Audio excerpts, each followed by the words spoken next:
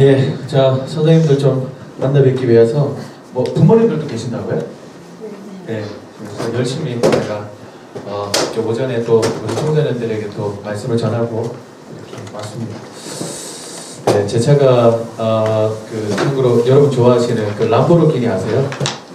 네, 제가 람보르기니 소리가 나는 모닝이거든요. 예, 한 10년 탔더니 한 20만 정도 뛰었는데 한 100 정도 밟고 오면 슈퍼카 소리가 납니다. 예, 그래서 제 차가 밟고 오면 막 옆에 있는 차들이 비껴주고 그러는데 안쓰러워서 비껴주나라고 생각했더니 요즘에는 좀 폭파될까봐 에어컨 켜고 오면 탱고 소리가 나요. 그래서 그런 차를 이끌고 100 정도 밟으면서 이렇게 왔습니다. 금요일 날은 제가 어느 교회를 집회를 가다가 이 가고 서고 하다가 뒤에서 제 차를 누가 들이받았어요. 아반떼인데 들이받았어요. 표정이 거의 잿빛으로 변하셨더라고요. 그래서 이제 보니까 번호판이 좀 찌그러졌길래 제가 지금 예배를 드리러 가는 길인데 뭐 차는 받으라고 있는 거죠. 뭐 안녕히 가세요를 보내드렸어요. 그러니까 너무 좋아하시더라고요. 예, 그냥 어떻게든 분위기를 좀 띄우려고 말씀을 드렸는데 강의 시간 동안 좀 분위기를 좀 띄워보도록 하겠습니다. 제가 사실은 30분에 시작한다고 생각을 해서요. 좀 넉넉 잡고 커피도 한 잔 타고 한 잔 마시려고 하는데 지금 저를 부르셔가지고 제가 지금 이 커피를 좀 못 마실 것 같아서 좀 애석한 마음이 듭니다. 포스트잇을 다 하나씩 나눠드렸을 텐데요. 목사님이신가요? 목사님이십니까? 목사님, 네. 목사님 저기 방금 틀어주셨던 그 BGM 있죠? 네. 그거 한 번만 다시 틀어주실래요? 네, 제가 포스트잇을 나눠드린 이유는 뭐냐면 일단은 강의는 총론이라고 여러분들이 생각을 해주시면 좋을 것 같고 나머지는 이제 강론이 필요해요. 그러니까 어떤 개인적인 갈등, 고민 이런 지점들을 함께 좀 나눠주셔가지고 저도 한번 고민을 해보고 저도 나름대로 답변을 드릴 수 있으면 답변을 드리고 아니면 다른 선생님에게 여쭤보거나 그런 방식으로 해서 좀 구체적인 그런 상황 속에서 우리가 어떻게 풀어가면 좋을까 문제들을 좀 그런 지점들을 고민하기 위해서 질문을 좀 부탁드리려고 해요. 예, 그런데 보통 그 자리에서 손을 들고 질문하시죠라고 이렇게 요청을 드리면 질문이 별로 없습니다. 예, 통화해 주셔서 감사드리고요. 예, 하여간 그래서 좀 가능한 한 포스트잇에다가 좀 무기명으로 질문을 좀 써서 여기다 붙여주시면 제가 나중에 질의응답 시간 하나씩 떼가면서 답변을 드리도록 그렇게 하겠습니다. 예, 좀 도와주십시오 부탁드립니다. 멀리서 왔어요. 예, 저 경기도 화성에서 왔습니다.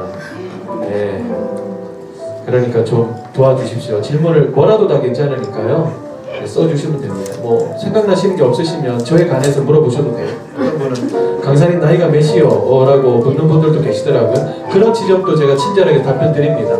그리고 어떤 분들은 강사님 왜 그렇게 생겼어요? 라고 이렇게 묻는 분도 계시는데 그거를 필적 검사해서 국가서 의뢰하도록 하겠습니다. 예. 자, 한번 질문 적어드릴 수 있는 시간 제가 많이 드리겠습니다. 딱 1분 시간 드릴 테니까 포트잇에다가 써주시면 감사할 것 같습니다. 농담이고 한 3분 정도 시간 드릴게요. 그래서 질문 쓰셔서 목사님께 드리시면은 목사님이 아마 붙여주실 겁니다. 가능하시죠, 목사님? 네, 감사합니다. 근데 우리 큰나무 여기 중고등부 선생님이나 부모님을 하셔야 되면 굉장히 비주얼이 좋으셔야 되나 봐요. 목사님부터 굉장히 아주 비주얼이 다 되시는 것 같은데 라고 말씀을 드릴 수밖에 없습니다. 지금은. 예, 그동안에 저는 커피를 한 잔 마시도록 하겠습니다.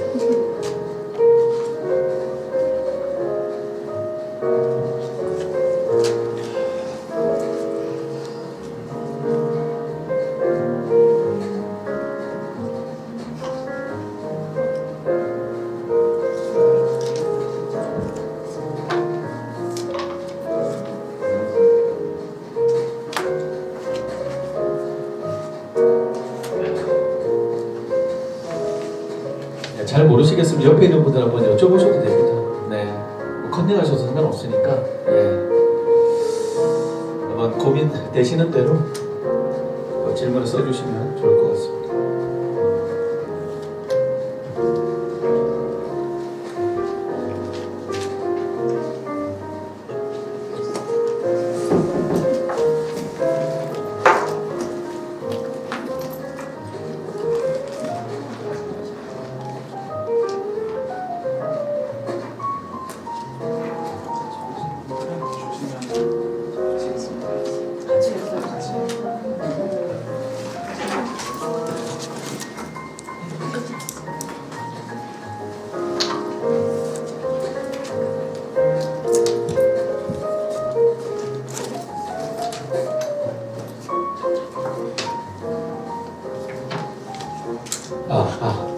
네, 질문들을 지금 막 써서 붙이시고 계시는데요. 뭐 몇 가지만 좀 소개를 드린다면, 공과 시간에는 질문이 많으면 좋지만 예배 시간에 개인적인 질문이나 의견을 공개적으로 할 때가 많은데 이럴 때는 어떻게 하면 좋을지에 대해서 좀 써주셨고요.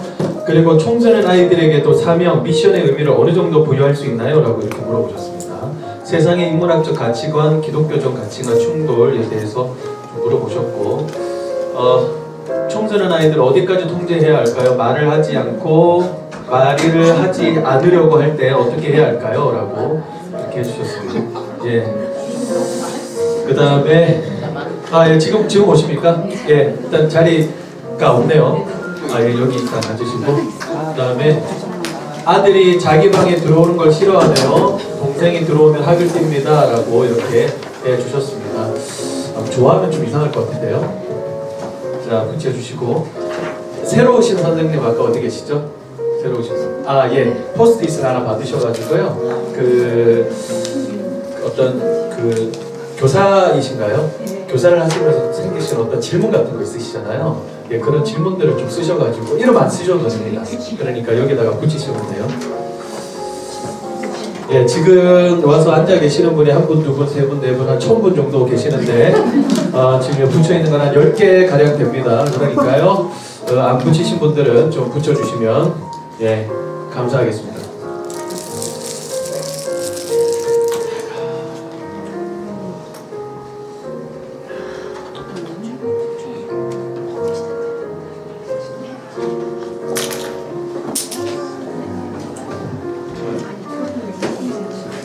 화나신 거 아니죠?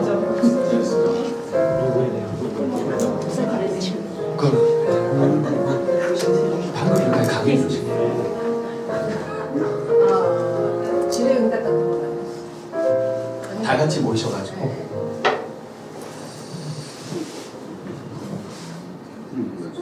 예, 아직 안 쓰신 분들은 뭐 질문이 혹시 없으십니까? 뭐 아무거나 뭐 질문 쓰시면 될 것 같아요.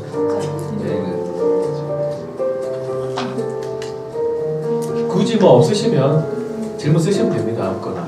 아무거나 쓰시면 돼요.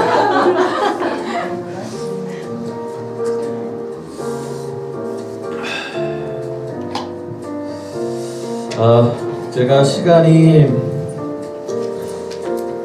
1시간 이 말씀드리면 좀 긴 빠지시겠다. 하여간 제가 강의를 하고요, 질의응답하고 오늘 최대한 일찍 끝내드리도록 할게요. 네, 최대한 일찍 끝내드리도록 할 테니까 하도록 하겠습니다. 어떻게 저 화면에 잘 나오나요, 목사님? 네, 감사합니다. 출중하십니다.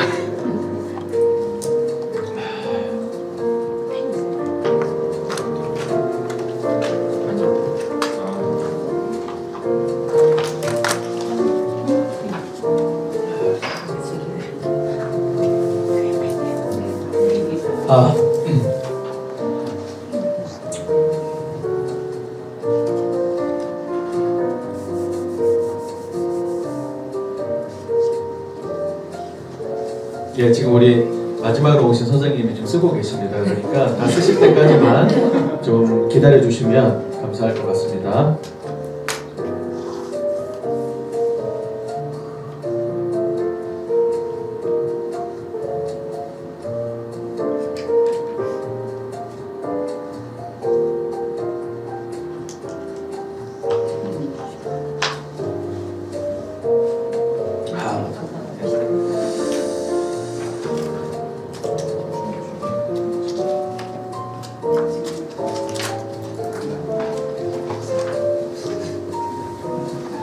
네, 감사합니다.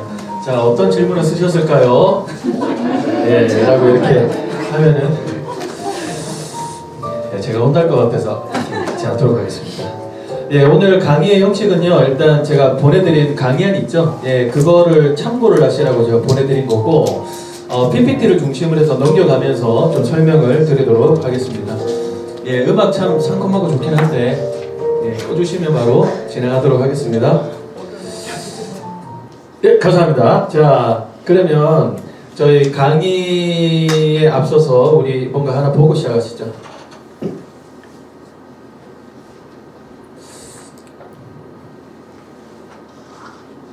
이게 강의 전에 잘 안 되는 거 국룰입니다. 이런 거는. 자, 그러나 네, 보고 가시죠. 안녕하세요. 저희는 스윗 걸이에요. 저희가 준비한 신곡은요. 그 어떻게 화장실에서 누가 나와?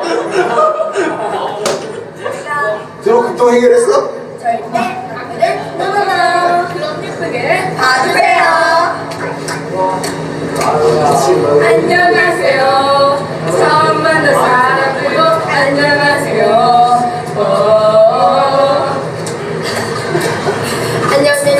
안녕하세요. 처음 만난 사람들도 안녕하세요. 모두 안녕하세요. 안녕하세요. 안녕하세요.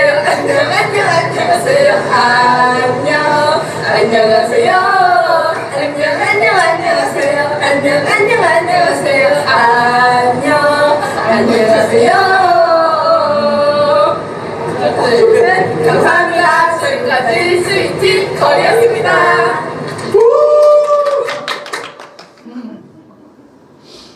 이게 제가 어느 방향으로 해야 되는 거예요?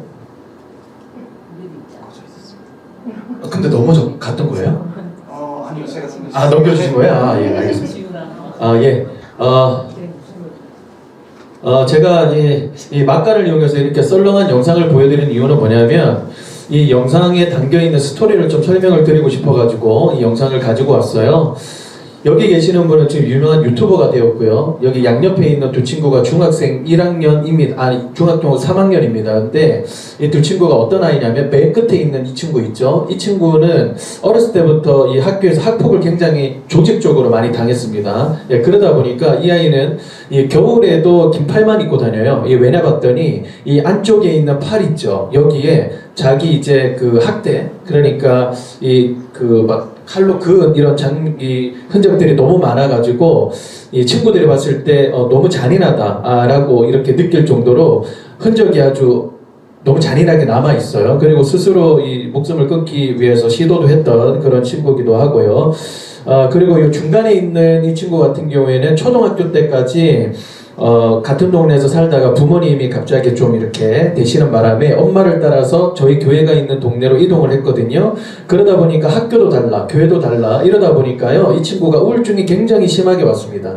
여러분들이 아시는 것처럼 이 초등학교 6학년을 졸업을 하고 중학교 올라와가지고 위치 이동을 했다는 거는 그냥 단순한 위치 이동만 의미하는 게 아니잖아요. 그렇죠? 그래서 교회를 와도 학교를 와도 적응을 못했어요. 교회를 오면 항상 이렇게 눈알이 붉어져 있는데 알고 봤더니 엄마는 교회를 가자 그러고 이 친구는 교회를 가기를 싫어하고, 그리고 맨날 싸워서 오는 거예요. 그리고 뭐 공과 시간, 수련회, 캠프 이런 거 있으면 도망가기 바쁘고요. 하여간 교회에도 적응을 못했던 친구예요. 그게 이제 중학교 1학년 때 스토리인데 지금 중3 아이들의 모습이거든요. 근데 이 아이들이 지금 전도를 하는 지금 현장이에요. 근데 전도 대원들에게 우리가 자작곡을 만들어 가지고 좀 위로를 해주고 싶습니다 라고 저한테 부탁을 해가지고 자리를 마련을 해서 공연하는 장면을 제가 찍은 겁니다. 여러분, 예전에 그런 흔적들이 보이세요? 정말 제가 감동스러운 거 뭐냐면 이 친구가, 그러니까 검은 티죠, 이 친구가 이 긴팔을 벗어 던졌다라고 하는 것이요, 저는 너무나 감동적이었습니다. 그래서 친구들이 괴물이야, 더러워라고 얘기를 할 때요, 이 친구는 그거에 대해서 굴하지 않아요. 왜나 봤더니 이 두 친구가 같이 예배를 드리고 기도하고 그리고 같이 성경을 공부하면서 자신의 삶의 주인은 자기가 아니라 바로 하나님이시다 라는 것을 이 두 친구가 깨닫고 난 다음에는요, 이제부터는 자기의 눈으로 이 세상을 바라보는 것이 아니라 예수 그리스도의 눈으로 자기 자신과 이 세상을 바라보기를 시작을 했어요. 여러분, 하이델베르크라고 하는 이 교리 신조 혹시 아세요? 거기 제1문답이 뭐예요? 우리의 가장 큰 위로가 무엇입니까? 라는 질문이거든요. 그런데요, 그 답이 뭡니까? 우리가 우리의 주인이 아니라는 사실이 우리에게는 가장 큰 위로입니다 라고 얘기를 해요. 그게 뭐냐? 예수 그리스도께서 우리의 주인이시라는 사실이 가장 큰 위로입니다 라고 고백을 하거든요. 이 두 친구가 그 의미를 깨달은 거예요. 그러니까 이 세상을 바라볼 때 하나님의 눈으로 바라보면서 변화된 것이죠. 여러분, 우리가 청소년 교사로서 되게 많이 힘들다라는 얘기를 많이 해요. 왜냐하면 아이들은 산무거든요. 세 가지가 없다는 거예요. 무응답, 무반응, 무표정. 그리고 공과 공부를 할 때 이 얼굴을 보여주는 게 아니라 정수리만 보여주거든요. 네, 그러다 보면 이 선생님들이 많이 지치고 힘들다 그런 얘기들을 되게 많이 하는데, 제가 근본적인 질문을 하나 던질게요. 이 두 친구와 같이 절대적인 사망과 그리고 어둠 가운데 살아가고 있는 이 아이들이 유일한 생명이자 빛을 경험할 수 있는 곳이 어디입니까? 저는 아무리 다 찾아봐도요, 하나님 말씀 외에는 저는 그런 거 찾아볼 수가 없거든요. 이 두 친구들이요, 변화된 가장 확실한 고백은 뭐냐면 빛 되시고 생명 되신 예수 그리스도이십니다. 그렇죠? 보통은 보면 이제 뭐 중등부는 중등부대로, 고등부는 고등부대로 선생님들이 절망을 되게 많이 하시는 건 뭐냐면, 중등부 애들한테 저희들이 막 쏟아 부어줬는데 고등부 올라가기 전까지만 해도 얘네들이 변화되지 않았어요. 그리고 고등부까지 얘네들을 제가 사랑해줬는데 청년부에 얘네들이 안 가고 그냥 교회를 떠나버렸습니다. 라는 얘기를 되게 많이 하거든요. 여러분 그거 아세요? 고등부를 졸업을 하고 청년부에 올라가는 비율만큼요, 하나님을 떠났다가 청년부로 다시 돌아오는 그런 비율들도 굉장히 높습니다. 그러나 돌아오는 사람들의 공통적인 고백이 뭔 줄 아세요? 지율학교 특별히 중고등부 때 선생님들께 받았던 그 말씀, 말 한마디, 그리고 기도, 사랑, 어떤 따뜻함, 이런 것 때문에 결국에는 돌아오게 되는 하나의 어떤 다리가 되는 역할을 굉장히 많이 하거든요.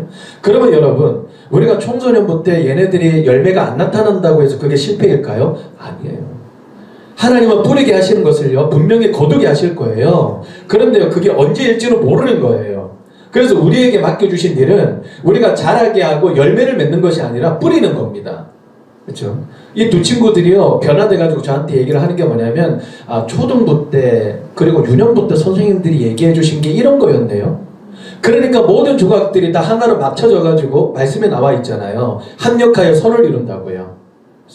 그래서 우리가 이 세상에서 참 많은 가치로운 일들을 할 수 있겠지만 이 생명을 구원하는 일에 우리가 어떤 일조를 할 수 있다 라고 하는 것만큼요, 영광스러운 일이 있을까요? 그래서 저는 이 말씀을 가지고 왔는데, 이 다른 이로서는 구원을 받을 수 없다. 천하 사람 중에 구원을 받을 만한 다른 이름을 우리에게 주신 일이 없다. 그러니까 유일하다는 것이죠. 이 유일하신 그리스도를 우리들이 알고 이 그리스도라고 하는 이 씨앗을 아이들에게 뿌릴 수 있다 라고 하는 것만으로도요, 어마어마한 영광인 것이죠. 그렇죠? 그래서 우리 이 선생님이라고 하신다면 이 영광을 하나하나 좀 더듬어가는, 또 교육자도 마찬가지예요. 교육자도 이 영광을 하나하나 이렇게 더듬어가는 하나의 과정이라고 저는 생각을 하고요. 그래서 제가 조금 있으면 교사의 영광이라는 책이 아마 조만간 나올 것 같습니다. 교사로서 우리들이 얼마나 하나님께 영광을 얻었는가, 그리고 교사로서 이 세상 사람들이 줄 수 없는 영광을 우리는 얼마나 많이 받고 있는가라는 거에 대해서 좀 알려주고 싶다는 생각이 들어서요. 일단은 이 자리에서 우리 교사 선생님들에게 너무 고생 많으시다고 진심으로 정말 감사 인사를 드리고 싶습니다. 감사합니다. 자, 그럼 넘어갈게요. 코로나 기간을 거치면서 이 청소년 아이들이 어떤 영향을 받았을까? 크게 두 가지인데요. 첫 번째는 부정적인 영향을 당연히 받았겠죠. 크리스천의 비율이 급감했다라는 그런 얘기를 되게 많이 하는데, 이 감소 정도가 아니에요. 급감이라고 한다면 굉장히 많이 감소를 했다라고 얘기를 하는데요. 최근에 어떤 기자님이 저한테 인터뷰를 하면서 최근에 주일학교 전체적인 예배 회복률을 보니까 48%밖에 되지 않는데요. 여러분, 그거는 평균입니다. 그런데 어떤 교회에서는 10%도 회복이 안 된 교회들이 되게 많아요. 또 어떤 교회는 또 많이 된 교회도 있다는 것이죠. 그래서 어떤 교회에 따라서는 주일학교가 사라질 정도로 아이들이 예배 자리를 많이 떠났다라고도 할 수 있는 거고, 이유가 뭔가 봤더니 교회에 대한 사회의 반감이 좀 올라갔고요. 또 감염 우려 이런 것도 있고, 또 학업 부담 때문에 아이들이 교회를 안 나온다라고 그렇게 얘기를 많이 합니다. 제가 이 청소년 아이들만 해도 15년을 만났는데, 제가 걔네들을 볼 때 이 주일날에 꼭 공부 안 하거든요. 지지도도 공부 안 해요. 그리고 학원 간다 그러는데 그냥 놀러 가는 애들이 되게 많지, 그리고 뭐 주일날에 잠깐 공부한다고 해서 걔네들이 등급이 바뀌지 않거든요. 그런데 굳이 그냥 주일날이 되면 그냥 학원에 가고 싶나 봐요. 우리는 여러분 뭐 시험 기간 되면 굳이 안 보이는 책들이 보이잖아요. 막 소설책이 읽고 싶고 막 그러잖아요. 얘네들도 그런가 봅니다. 그래서 제가 이 고3 아이들을 딱 대상으로 해서 축복을 한번 했었어요. 뭐라고 그랬냐면, 주 예수 그리스도의 은혜와 하나님 아버지의 사랑하심과 성령님의 교통하심이 예배를 드린다고 뻥쳐놓고 저작빠져 노는 놈들, 그리고 몇 달 동안 예배를 안 드렸는데 양심의 가책 하나 느끼지 않는 놈들, 이번 시험 OMR 카드 하나 다 밀어서 쓰게 해주시고 대학 시험 다 떨어지기를 축원합나이다. 제가 연초에 그렇게 딱 기도를 하고요. 나와 함께 할 사람 와라! 라고 했더니 고3 아이 3명이 저를 따라와서 이렇게 같이 그 기도에만 목숨을 걸었거든요. 예배에 목숨을 걸었어요. 근데 걔네들이요, 1년 동안 뜻을 정해가지고 정말 최선을 다해서 예배를 드리고 공부를 했는데요, 걔네들 기본적인 점수보다 더 잘 됐습니다. 학부모님들 다 뒤집어졌어요. 예. 제가 어떤 대학을 갔다라고 하면 우리 선생님들이 우와 하면서 이렇게 피부에 확 이렇게 와닿으실 텐데 제가 학교 얘기를 하면은 아, 저 세속적인 목사다라고 이렇게 얘기를 하실 것 같아가지고 저 차마 얘기를 안 하겠습니다. 예. 맨 앞에 계신 우리 선생님의 표정이 괜찮아요. 빨리 얘기하세요. 예. 약을 치지를 말든가 뭐 이런 느낌인데요. 그럼 제가 한번 말씀을 드릴게요. 어떤 여학생은요 연대와 고대를 둘 다 동시에 붙었어요. 걔 실력보다 훨씬 잘 됐습니다. 그래서 어디로 가야 될까요? 라고 물어보길래 제가 고대에서 공부를 했거든요. 야, 너 지금 고대로 가라 라고 하니까 고대로 갔습니다. 어떤 아내는 이제 서울 교대를 붙었는데 얘가 이제 교대를 지망하는 아이들 4명 중에서 가장 성적이 떨어지는 아이였어요. 근데 1, 2, 3 다 떨어지고 얘만 붙은 거예요. 이 향남에 있는 향일 고등학교입니다. 검색해보시고 전화를 한번 해보세요. 완전 발칵 뒤집었어요. 이유를 물어보니까 걔네들이 그러더라고요. 뭐라고 그랬냐면 목사님과 1년 동안 목숨을 걸면서요 최선을 다해서 기도를 하고 공부를 하는데 딱 2가지 고백했대요. 어떤 고백을 했느냐? 우리가 주인이 아닙니다. 우리 인생은 하나님의 주인이십니다. 라고 고백을 하고 주일날에 힘을 놓고 월요일부터 토요일까지 외쳤다는 거예요. 이 날은 주님의 것이다 라고 최선을 다해서 공부했다는 거예요. 그러니까 성적이 나왔다는 것이죠. 그래서 제가 보면요 굳이 그냥 쪼는 것 같아요. 예. 부모님들도 마찬가지고 굳이 애들도 막 쪼는 것 같아요. 예. 우리 쫄 필요 없거든요. 예. 절대 쫄 필요 없어요. 진짜 우리가 정말 주님 앞에 믿음을 가지고 한번 도전해보자 라고 했을 때 거기에서 역사가 일어나는 것이지 할까 말까 아유 하면 안 될 거야 불안해 두려워 라고 하면 아무것도 안 되는데 저는 이런 말이 가장 좀 재수 없습니다. 예. 진짜 재수 없어요. 진짜 공부하는 애들은요 교회 나와도 가요. 안 하는 애들은요 교회 나와도 교회 안 나와도 안 됩니다. 걔네들은요. 예. 그래서 제가 부모님한테 뭐라고 그랬냐면 부모님 저한테 1년만 맡겨주십시오. 고3 애들. 그래 성적 증명서 저한테 딱 가져오시면 원하는 대학 딱 말씀하세요. 예. 딱 말씀하시면 1년 동안 얘네들 저 따라와가지고 한번 예배에 목숨 걸었는데 이 대학 못 가는지 한번 보십시오. 예. 그런데 올토당토 안 하게 얘 성적이 막 한 9등급이에요. 그런데 서울대 가고 싶습니다. 막 그러거든요. 가능합니다. 저는 그래요. 남서울대라고 있거든요. 그런데 가능합니다. 아니 성적에 맞게 얘기를 해야죠. 그렇지 않겠습니까? 그래서 저는 이 부분은 조금은 좀 아쉽습니다. 예, 좀 도전을 하면 참 좋겠다라는 생각을 하는데 그렇습니다. 예, 그리고 예배 정착에 대한 불안정성이 증가를 해서 좀 부정적인 면들이 있고요. 여러분 우리가 부정적인 면만 있을까요? 저는 긍정적인 면도 있다고 보거든요. 이게 뭔가 봤더니 첫 번째는 교회 공동체 만남에 대한 목마름이 증가했다라고 이렇게 얘기를 해요. 그러니까 상대적으로 코로나 전에 비해서 코로나 지난 지금 아이들에게는 그래도 좀 교회에서 뭔가 같이 놀고 싶고 그리고 같이 뭔가를 먹고 싶고 뭔가 뛰어놀고 싶고 하는 그런 생각들이 조금은 올라왔대요. 지금 보면 중학교 3학년 아이들이 코로나 세대들이거든요. 초등학교 그죠? 그러니까 걔네들이 조금 그전에 비해서는 약간의 좀 피해의식이 좀 있어가지고 좀 이런 면들이 있고요.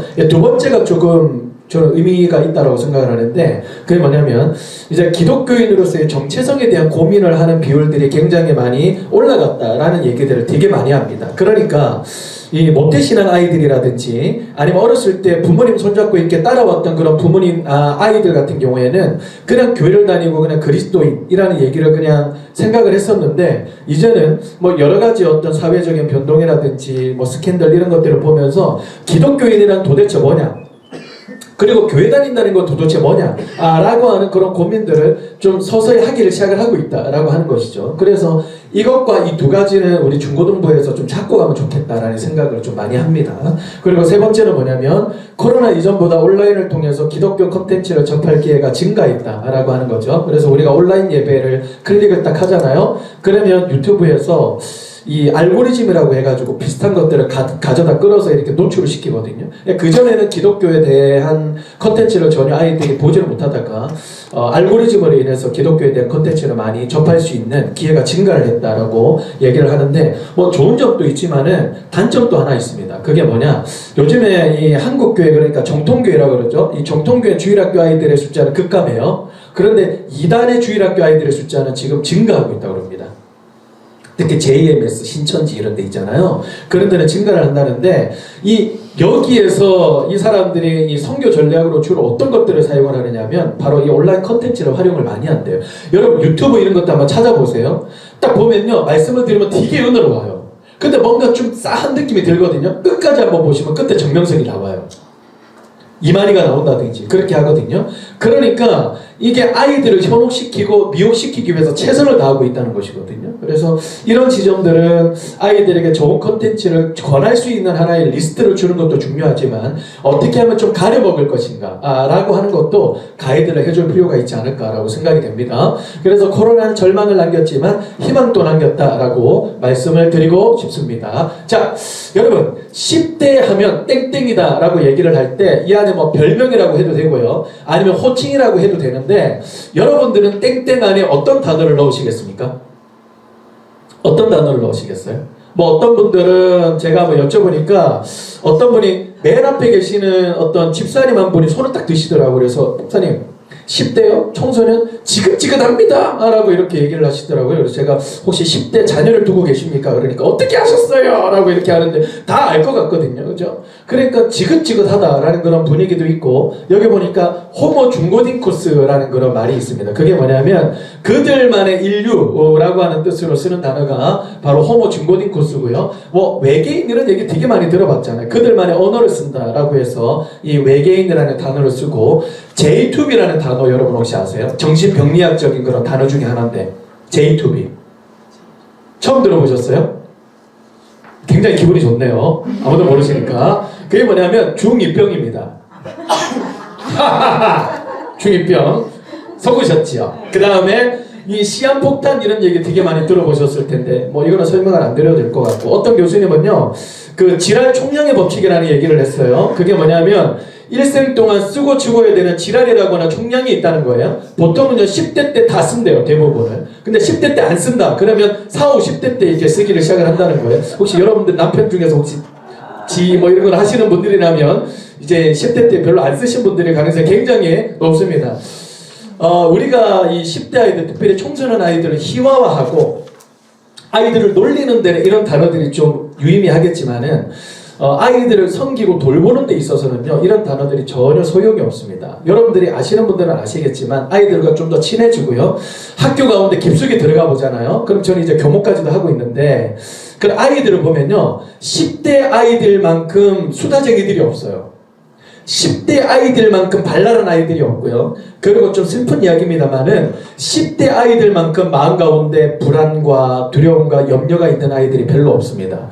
여러분들이 잘 모르실 수도 있겠는데요, 어떤 아이는 제가 이 신앙 상담을 하다 보면 걱정을 안 해도 되는 것들을 이미 그냥 끌어당기고 그냥 걱정을 하고 있더라고요. 어떤 아이는 뭐라고 그러냐면 엄마 아빠가 요즘에 아픈데요, 갑자기 돌아가시면 어떡해요? 라고 이렇게 고민을 하는 그런 친구들도 있고, 그리고 뭐 갑자기 뭐 좀 경제적으로 좀 힘들어 보인다 라고 하면 부모님이 별말을 안 했는데도 불구하고 우리 집이 굉장히 많이 힘들어요, 우리 엄마 아빠 굉장히 힘들어하는 것 같습니다 라고 그렇게 고민을 하는 친구들도 많이 있더라고요. 여러분 그거 아시죠?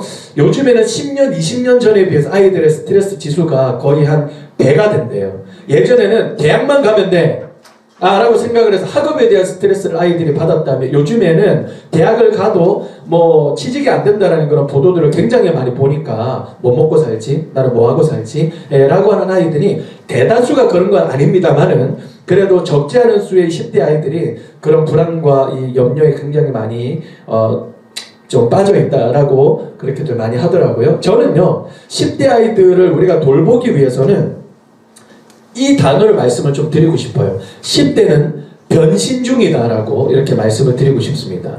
우리가 보통은 10대 아이들을 성장한다라는 그런 말로 많이 표현을 하잖아요. 그런데 저는요 이 성장이라는 단어만으로는 이 아이들을 다 설명을 못할 것 같아요.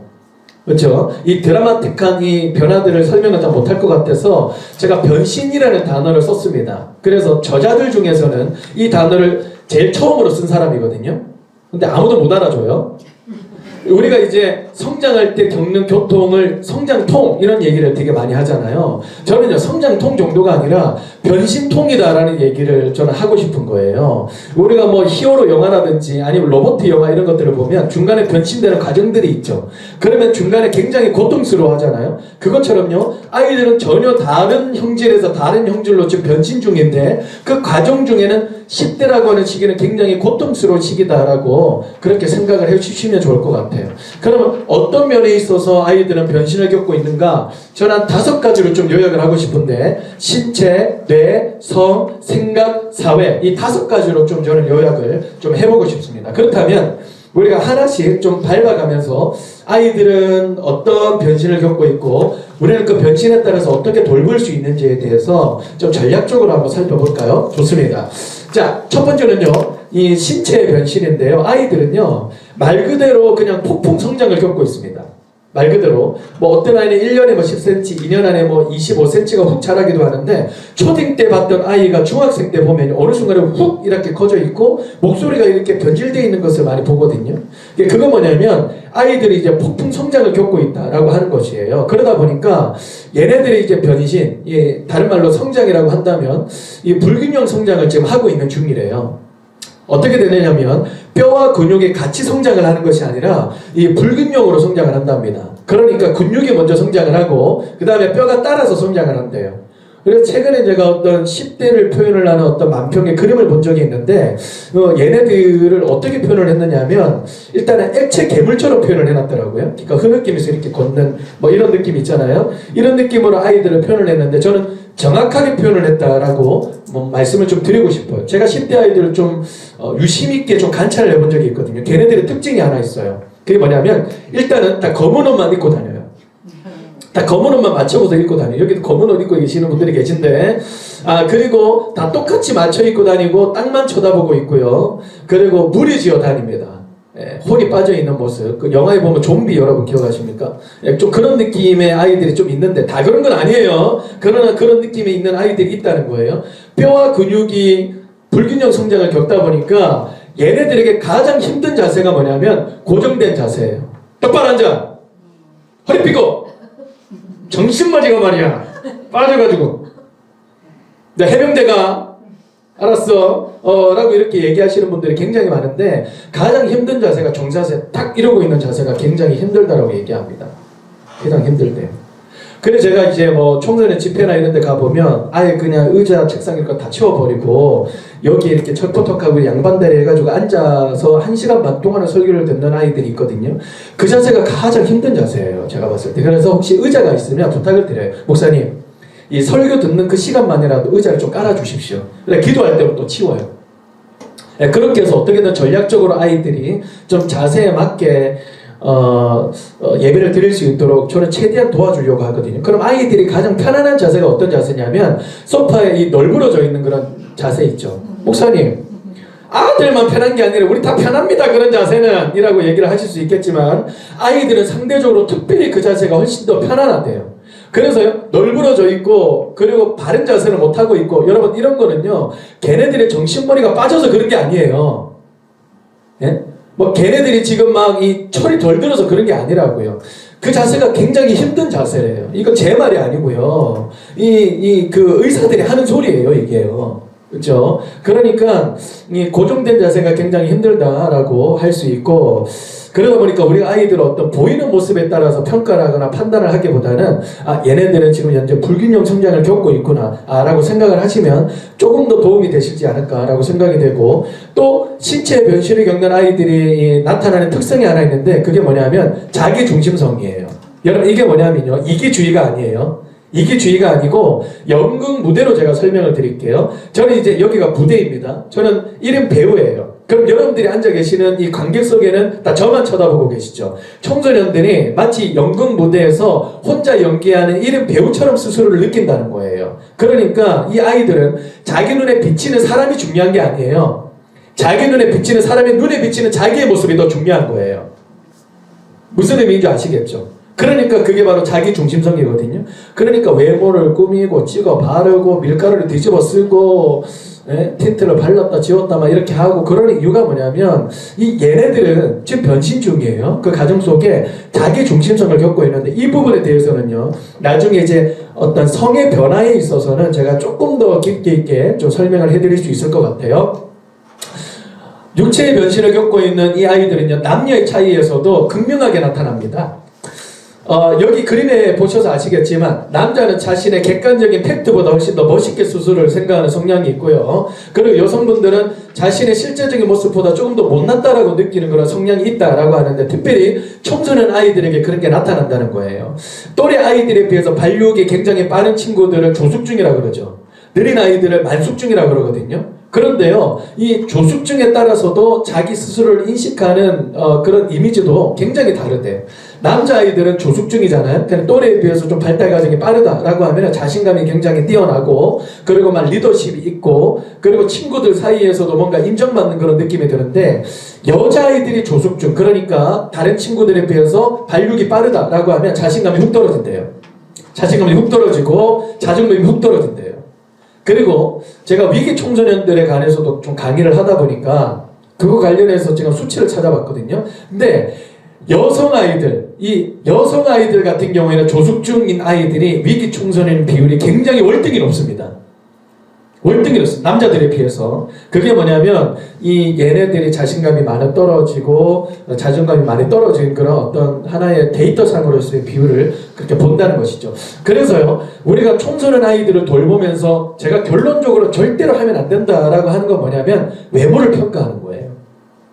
우리가 평가를 할 때 부정적으로도 평가를 하지만 긍정적으로도 평가를 할 거 아닙니까?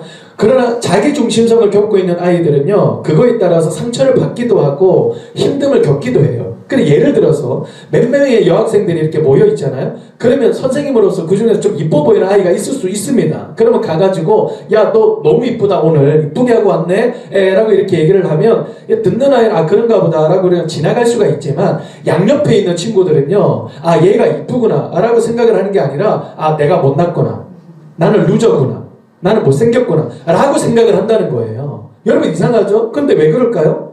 자기 중심성을 겪고 있는 아이들이니까 충분히 그럴 수 있다라고 생각이 안 드세요? 그러니까 긍정적인 평가를 하는 것도 때로는 조심할 필요가 있습니다. 부정적인 평가는 뭐 이런 말할 수도 없는 거죠.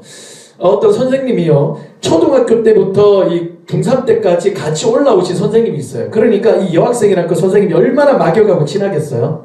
그런데 이 선생님이요, 여름 수련회 때 어떤 풀장에서 좀 살집이 있는 여학생이 거기에서 첨벙첨벙 수영을 하고 있었는데 너무 친하니까 그 남자 선생님이 가셔가지고 걔한테 뭐라고 그랬냐면 이거 돼지국밥이네 라고 이렇게 얘기를 했어요.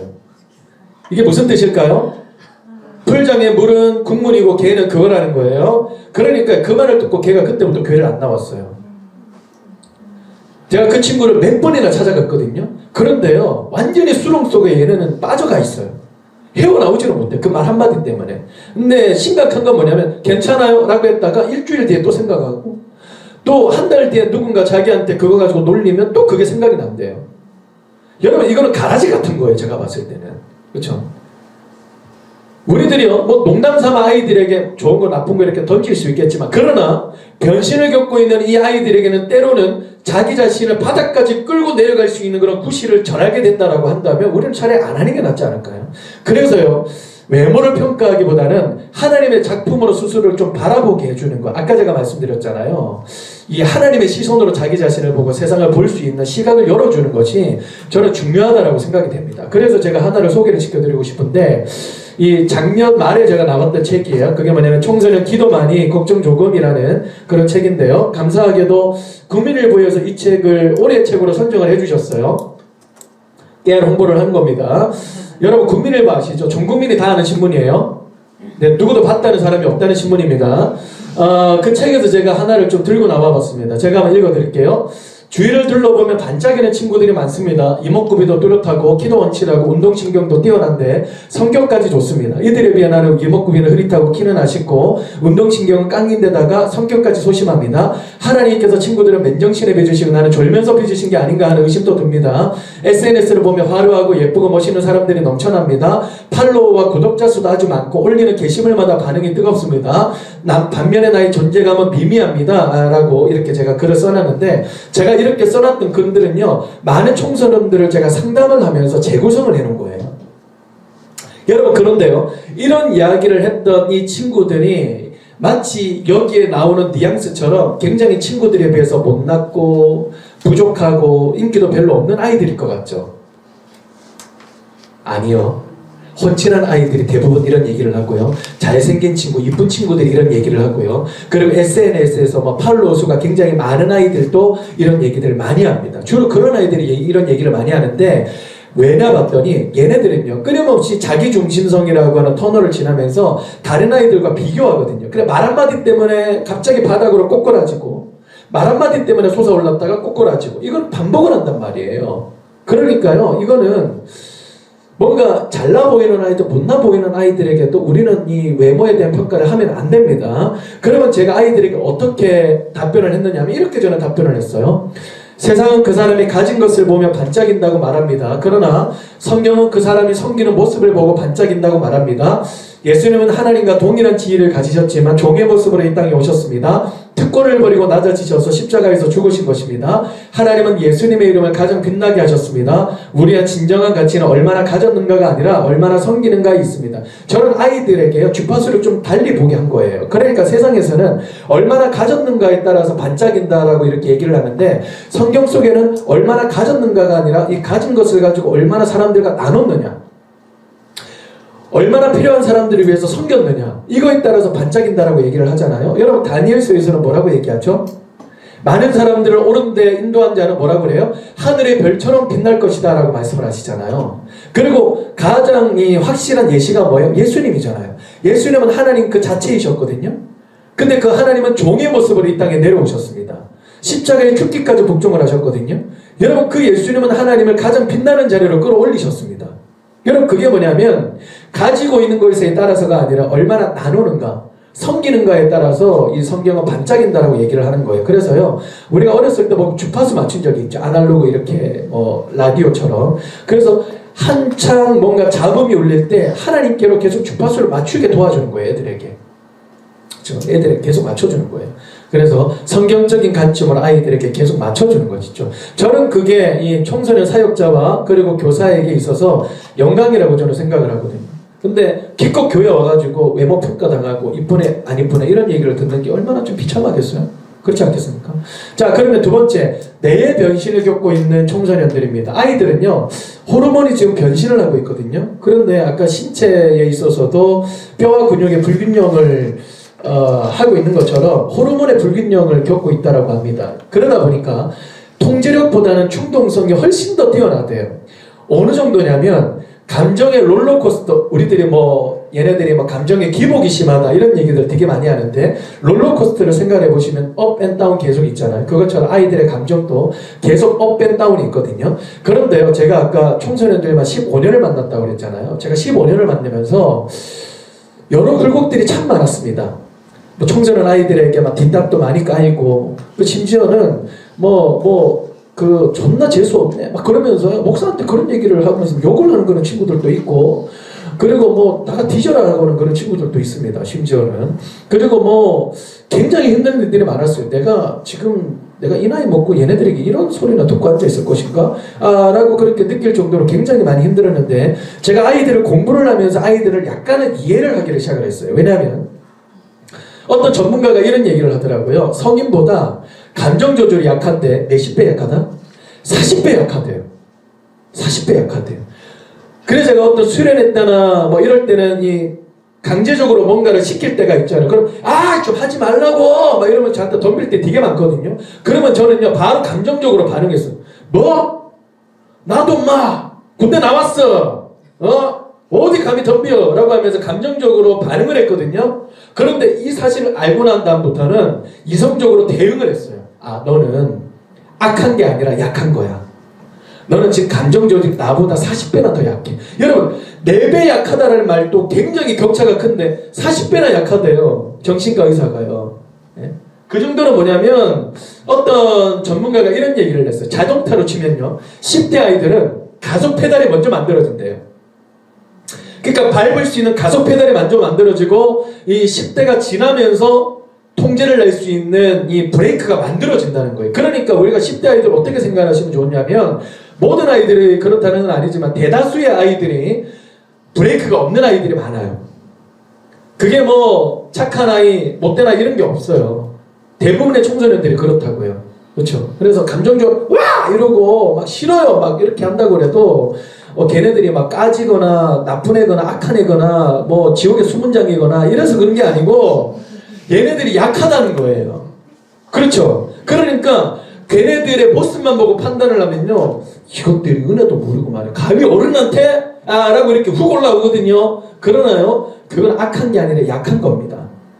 그러면 우리가 조금 더 긴 호흡을 가지고 아이들을 좀 대할 수 있어요. 아까 어떤 부모님이 뭐 방에 들어오지 말라고 해요 라고 이렇게 얘기를 하시는데 그 지점에 대해서 제가 좀 자세하게 좀 다루려고 그래요. 문 쾅 닫고 들어가잖아요. 근데 들어가서 어떤 애는요, 죄의식을 느껴요. 아, 내가 강약을 좀 조절할 걸 라고 생각을 하면서 후회하는 애들도 있거든요. 그럼 엄마는 어때요? 벌컥 문 열고 가가지고, 아니면 그냥 펄 하고 차서 이렇게 부수고 들어가, 너만 힘 있어! 라고 하는데, 좀 뭔가 죄의식 플러스 그리고 그거에 대해서 또 감정적으로 통제가 안 되니까 그게 싸움이 되는 거예요. 그러나 이거를 좀 아시면요, 부모님들도 이게 뭐 만사해결 이런 건 아닙니다만은 어느 정도 이 아이들을 대하는 호흡이 가빠지기보다는 좀 여유로워질 수 있습니다. 그래서 이 사실을 좀 기억을 하시면 좋을 것 같고, 뭐 이거 여러분 아시죠? 즐거운 위험 상추고. 그래서 익스트림 스포츠라고 하는데 굉장히 위험한 스포츠를 하면서 스스로 명을 달리하는 애들이 이제 10대 아이들이 굉장히 압도적으로 많습니다.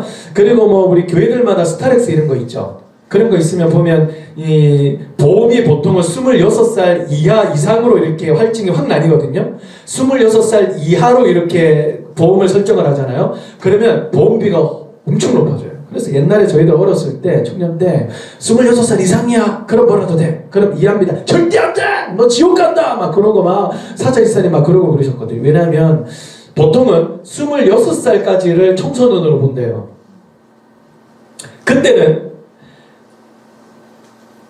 브레이크보다는 가속 페달을 더 많이 밟는다라고 데이터상으로 생각을 한다는 거예요. 보험사들에서. 그래서 이렇게 생각을 해보시면 좋을 것 같아요. 그 다음에 세 번째는 이제 성의 변신인데요. 아이들은 뭐 이성을 만나서 뭐 사귀기도 하고 뭐 그렇기도 하죠. 그런데 이제 특징이 하나 있어요. 그게 뭐냐면 이제 로미오와 줄리엣의 사랑처럼 굉장히 짧고 강렬합니다. 우리 로미오와 줄리엣 여러분 뭐 그 사랑 여러분 아시죠? 그러니까 이 두 사람의 사랑이 두 가문을 가로막고 있는 장벽을 뛰어넘을 수 있을 정도로 굉장히 강렬했잖아요. 근데 아이들은 강렬하기도 하지만 굉장히 짧다라는 특징을 하나 가지고 있습니다. 요즘 청소년 아이들은요, 카톡으로 의사소통 잘 안 합니다. 인스타그램 DM이라는 곳으로 서로 의사소통을 하거든요. 어떤 친구는 저한테 와서 요즘에 이렇게 연애를 합니다라고 얘기를 하는데 뭐라고 그러냐면 아침에요, 자기 반에 있는 어떤 친구한테 사랑 고백을 한대요. 야, 너 신선해. 평상시에는 대화를 잘 안 한대요. 나 너 신선해. 우리 오늘 사귈까? 그럼 아침에 사귄대요. 콜! 이렇게 사귀면 이 점심에 이 맥도날드 맥크리스피를 하나 딱 시켜놓고 평상시에 대화를 잘 안 하니까 서로가 좀 어색할 거 아닙니까? 그러니까요, 서로 이렇게 테이블 가운데다 두고 서로 이렇게 종소리만 보여주면서 톡으로 서로가 이야기를 한대요. 톡으로. 서로가 서로 얘기하고 안녕 잘 가라고 서로 인사를 하고, 그러고 난 다음에 저녁에 어떤 애가 이렇게 얘기를 한답니다. 야, 나 너가 더 이상 신선하지 않아. 그만 헤어질까? 라고 막 콜! 그러면서 또 헤어지고, 이제 그런 애들이 있다고 하는데, 그게 뭐냐면 굉장히 불타오르고 금방 식고 라고 하는 것이 이제 성의 변신을 겪고 있는 아이들의 특성이다라고 할 수 있는데, 특별히 남학생, 여학생도 한번 분리해서 생각을 해보시면 좋을 것 같아요. 남학생 아이들은요, 여러분 걸리버 여행기 혹시 아십니까? 모르세요? 모르셔도 안다고 떠겨주세요. 예. 걸리버가 보면 어느 나라에 툭 하고 떨어지는데 소인국에 떨어지죠. 그러면은 자기보다 훨씬 더 사람들이 다 작기 때문에 허세에 빠지잖아요. 그리고 대인국에 떨어지죠. 그럼 자기보다 훨씬 더 사람들이 다 크고 집도 크기 때문에 위축에 빠지잖아요. 남자아이들은 허세와 위축 이런 것들이 계속 반복이 된다는 거예요. 그러니까 누구랑 비교하면서 어떨 때는 막 허세하다가 나중에는 옆에 있는 친구랑 비교하면서 바로 위축이 되고, 허세, 위축 이런 것들을 계속 반복을 하고요. 혈중 남성 호르몬이 이제 초딩 때보다는 사춘기에 이전 50배나 많다고 합니다. 네, 그래서 옛날에 어른들은 이제 청소년 남학생 아이들은 좀 속된 말입니다만 짐승이다라는 얘기를 되게 많이 했거든요. 근데 그게 뭐냐면 근거 없는 얘기가 아니에요. 왜? 이 호르몬 안에 그 남성의 호르몬이 한 50배나 많다라고 하기 때문에. 그래서 아이들은요, 제가 마지막 설명을 할 때 이거 같이 설명을 할게요. 그래서 이런 지점도 있다라고 설명을 해주시면 좋을 것 같고, 여학생은 이상한 나라의 앨리스를 한번 생각을 해보시면 좋을 것 같아요. 여러분 이상한 토끼를 따라가고 이상한 나라에 훅 하고 들어가는 앨리스 이야기 다들 아시죠? 자, 들어가니까 이 모든 나라의 모든 세상이 다 낯설어지잖아요. 다 낯설어지고 그리고 자기 스스로 낯설어지거든요. 여학생들은 성의 변신을 겪고 있는데 보통의 아이들 같은 경우에는 스스로가 굉장히 낯설어진대요. 이 세상이 전부 다 낯설어진대요. 이상한 나라 앨리스처럼. 그러면 어떤 아이에 따라서는 자기 자신을 가리는 장치 중에 하나가 뭐냐면 그게 화장이라고 합니다. 자기네들은 화장한다라고 하면 저는 분장한다라고 얘기를 하고 싶거든요. 주일날에요, 여러분 그 아이들이 이제 화장을 하고 나오는 거 보면요, 귀게해요. 어떤 아이는 진짜 무서운 아이들도 있습니다. 뭐 밀가루 귀신도 아니고 그냥 아주 하얗게 그냥 뒤집어 쓰고 오는 아이들이 있습니다. 그리고 어떤 애는요, 마스카라를 얼마나 이렇게 발랐던지 팬더 검처럼 해서 오는 애들이 있습니다. 예. 그리고 막 설교 30분 듣는 것도 어떨 때는 막 지루해서 막 온몸을 비틀고 이런 아이들이요, 2시간 동안 화장하고 나오는 애들이 있더라고요. 그게 왜 그러냐 그러니까 옆에 있는 오빠 때문에요 라고 이렇게 얘기하는 애들이 있는데, 어떤 애는요 막 교회 화장실에 와가지고 화장하는 아이들도 있더라고요. 야, 속눈썹을 붙였다가 뗐다가 붙였다가 뗐다가 가끔씩 이렇게 눈을 딱 마주치잖아. 그리고 흰눈 그냥 흰 동자만 딱 보면 기괴합니다. 그냥 저기 악몽 꿀 것 같아요. 예? 그리고 이게 머리를 얼마나 말리는지, 이거 뭐 대패 삼겹살도 아니고 말이죠. 이게 한참 말리고 있고, 그리고 이 틴트를 얼마나 지웠다가 붙였다 지웠다 하는지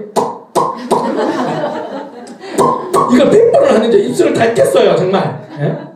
그런 아이들이 이제 주일날에 와가지고 몇 명이 앉아 있잖아요. 그럼 설교할 때는요 무서워요. 가끔씩은 거의 뭐 낭량 특집입니다. 얘네들 보면요. 근데 이거는 뭐냐면요, 걔네들이 까졌기 때문에 그런 게 아니라 자기 스스로를 가리는 하나의 장치라는 거예요. 그러니까 어떤 선생님이 중등부 선생님이셨는데 이 화장을 가습기처럼 해서 오는 그런 친구가 있었거든요. 그러니까 그 친구한테 한마디를 뚝 했대요. 야, 너는 왜 그렇게 화장을 이렇게 진하게 하고 오니? 앞으로 화장 지우고 와. 알았지? 라고 해는 그때부터 교회를 안 나왔어요. 화장을 지운 게 아니라 교회를 지웠습니다. 그래서 제가 신방을 갔죠? 야, 왜 그러냐라고 했더니 선생님이 못돼요. 왜 그런 말씀하시면 저 이해가 안 돼요. 라고 하는데 가만히 얘기를 들어보니까요, 그냥 화장한 이 아이한테는 껍데기가 아니에요. 이 아이 전체를 그냥 가릴 수 있는 하나의 장치인 것이죠. 근데 그거를 걷어내라 라고 하면은 어떤 아이에 따라서는 굉장히 수치심이 드는 것이죠. 여러분 향후 한 몇 년 동안은요, 중고등부 아이들이 예배를 드릴 때 마스크 안 벗을 겁니다. 자기 얼굴을 가리는 장치예요. 그게 뭐 박력이든 아니든 이게 옳으니 그르니 그게 아니에요. 아이들에게는 자기 얼굴을 가리는 거예요. 그래서 요즘에 이 마스크와 벗는 것이 다르다라고 하는 것이 이렇게 마기꾼이라고 하는데, 애들은 기본적으로 그런 거에 대한 좀 두려움이 있거든요. 이렇게 얼굴 평가를 받는다든지 이런 거에 대해서. 물론 이 씻기 싫어가지고 그냥 마스크 쓰고 나오는 애들도 있습니다만은, 하여간 이제 그런 지점에 대해서도 우리가 조금 섬세하게 아이들을 좀 대할 필요가 있다라고 하는 것이죠. 근데 이 친구가 갑자기 교회를 나왔어요. 왜 나왔는지 보니까 선생님이 바뀌었거든요. 근데 그 선생님이 뭐라고 그랬냐면 걔한테 한마디를 던진 거예요. 뭐라고 그랬냐?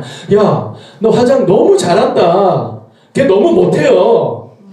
너무 이쁘다. 기괴하다니까요. 이쁘지 않아요. 그러면서 한마디를 뚝 던졌는데 뭐라고 그랬냐면, 야, 너 메이크업 아티스트가 되는 거 어떻니? 라고 이렇게 했대요. 근데 그 말을 듣고 엄마한테 가가지고, 엄마, 우리 선생님이 이 말을 했는데 나 난생 처음 들었어. 나 정말 화장 잘해. 못한다니까요. 근데 그 말을 듣고 이 엄마가요 울었대. 얘를 위해서 얼마나 기도하셨겠어요. 화장을 하고 말고, 이게 얘가 교회를 나오고 말고보다 더 중요합니까? 그거 아니잖아요. 우리가 사랑하는 마음으로 그런 얘기들을 던집니다만은, 그러나 듣는 아이들의 입장에 따라서는 그게 우리가 가볍게 던지는 말이 얘네들에게 크게 다가올 수 있다는 것이죠. 그렇죠? 마지막은요, 성에 대한 사회 유율 배반성인데, 대한민국에서 우리 성인들에게는 좀 성인물에 관련해서는 굉장히 좀 너그럽게 많이 열려 있어요. 굉장히 많이 열려 있는데, 청소년들에게는 너그럽기보다는 금기시되는 그런 느낌이 굉장히 강하죠. 우리나라에서는. 제가 한 3주 전에 태국을 갔다 왔거든요. 거기 이제 선생님들을 만났는데, 그 선생님들이 태국의 현장에 대해서 얘기를 했는데, 거기에는 여러분 아세요? 대마초가 합법화됐다는 거 아죠? 청소년들도 피고 다녀요. 그리고 트랜스젠더 이거 굉장히 일반적이거든요. 거기에서는 이 트랜스젠더가 잘못됐습니다라고 하면 표가 안 나와요. 그 정도로 사람들이 많습니다. 성적으로 얼마나 문란하겠어요. 사창가 이런 것들도 있으니까. 그렇죠? 청소년들이 영향을 많이 받습니다. 그러면서 기도해 주십시오라고 하시는데 너무 심각하더라고요. 그러니까 우리나라는 어떤지 모르겠어요. 근데 이 19금이라거나 딱지만 딱 붙이면 그냥 아이들이 안 본다라고 생각을 해요. 어른들은요. 그리고 우리들에 비해서 아이들은 성적인 어떤 접근, 어떤 컨텐츠 이런 거 잘 모른다라고 생각하시는 분들이 되게 많으신데 그건 50년 전의 일입니다. 요즘의 아이들은요, 어른보다도 훨씬 더 잘 알아요. 어떻게 접근하면 뭐를 볼 수 있고, 또 어떻게 가면 어떻게 할 수 있다, 이런 것도 더 잘합니다. 왜냐하면 아까 말씀드렸잖아요. 얘네들은 한창 관심이 많기 때문에 이런 거에 대해서 얘네들은 다 정보를 공유를 한다고요. 그렇죠? 근데 요즘 보면요, 분명히 청소년 관람가거든요. 넷플릭스, 영화 이런 것들 보면요. 딱 보면, 와, 왜 이렇게 자극적이야? 왜 이렇게 야해? 왜 이렇게 더러? 라고 그렇게 느낌이 들 정도로 너무 자극적인 그런 모습들이 그냥 여과없이 보여주는 것 같아요. 제가 슬픈 건 뭐냐면요. 아이들이요. 이 성에 대해서 배울 수 있는 곳은 어떤 애들에 따라서는 유일한 곳이 어디냐? 거기는요. 바로 미디어예요. 이런 미디어에서 성에 대해서 아이들이 교육을 받잖아요. 그러니까 넷플릭스, 유튜브 이런 거에서 배우잖아요. 너무 자극적이고 너무 왜곡되고 그리고 너무 변태적이잖아요. 근데 이것이 정답이라고 아이들은 생각을 한다는 거예요. 너무 슬픈 거 아니겠습니까? 물론 학교에서도 그렇게 강의를 합니다만은 얼마나 실제적으로 아이들에게 강의를 할 수 있겠고 얼마나 또 대안적으로 아이들에게 얘기를 할 수 있겠어요. 저는요, 단언컨대 한국교회에서 청소년 사역에 있어서 특별히 선생님들에게 있어서 저는 절대로 놓치지 말아야 되는 것 중에 하나가 뭐냐면 저는 교회가 성교사가 되어야 된다고 믿는 사람이에요. 절대로 이거는 놓쳐서는 안 된다고 생각하는 사람 중에 한 사람이거든요. 왜냐? 여러분 다 아시잖아요. 성에 관련된 주제들은요, 그냥 성으로 끝나는 게 아니에요. 이게 다 영적으로 연결이 돼 있어요. 성에 대해서 아이들이 문란해지고, 그리고 기준이 무너지고, 그리고 더러워지잖아요. 그럼 영적으로도 그렇게 되는 거예요. 기준을 제대로 세워줄 필요가 있는 것이죠. 저는요, 그래서 청소년 사역을 하면서 어떻게든 아이들에게 이 성교육 시키기 위해서 목숨을 걸었던 사람 중에 한 사람입니다. 그래서 제가 어떤 걸 했느냐면 이런 포맷을 사용을 했어요. 그게 뭐냐, 아이들에게요, 너희 성적으로 좀 궁금한 것들 포스트잇에다가 이렇게 다 써라. 이러면 안 써도 된다. 그러니까 필체 검사해가지고 국가수 의뢰하거나 그러지 않을 테니까 뭐든지 그냥 갖다 써라 라고 붙여라 라고 했더니요, 애들이 갖다 붙이는데요, 권사님, 장로님 선생님, 그리고 오래 아이들을 만나왔던 선생님들은요, 질문을 보고 막 이렇게 하시더라고요. 이렇게 선해 보이고 착해 보이는 아이들이 이런 질문을 한다고요? 라고 이렇게 얘기를 하는 거예요. 그거 잘못 보신 거예요. 잘못 보신 거예요. 애들 그런 생각 다 하고 있는 거예요. 진짜 노골적이고 직접적인 질문들이 굉장히 많았거든요. 그래서 거의 1년에 한두 번 정도는 성교육을 항상 했었는데, 부부 선생님이 계시면 아니면 교회에 어떤 부부 커플이 있으면 그 두 분을 패널로 모셔다가 하나씩 떼가면서 여쭤봤어요. 그러면 얘들아, 그건 있잖아. 너네들이 그렇게 미디어에서 보는 어떤 성적인 그런 거는 그거 다 과장된 거야. 왜곡된 거야. 실제로는 그렇지 않아. 라고 아이들에게 실제적으로 설명을 해주고, 저는 하나님께서는 성을 어떻게 이해를 하시면 좋을지에 대해서 이 하나님의 관점을 아이들에게 설명을 풀어주는 거예요. 그런 실제적인 것과 좀 성경적인 관점을 아이들에게 계속해서 얘기를 해주는 거죠.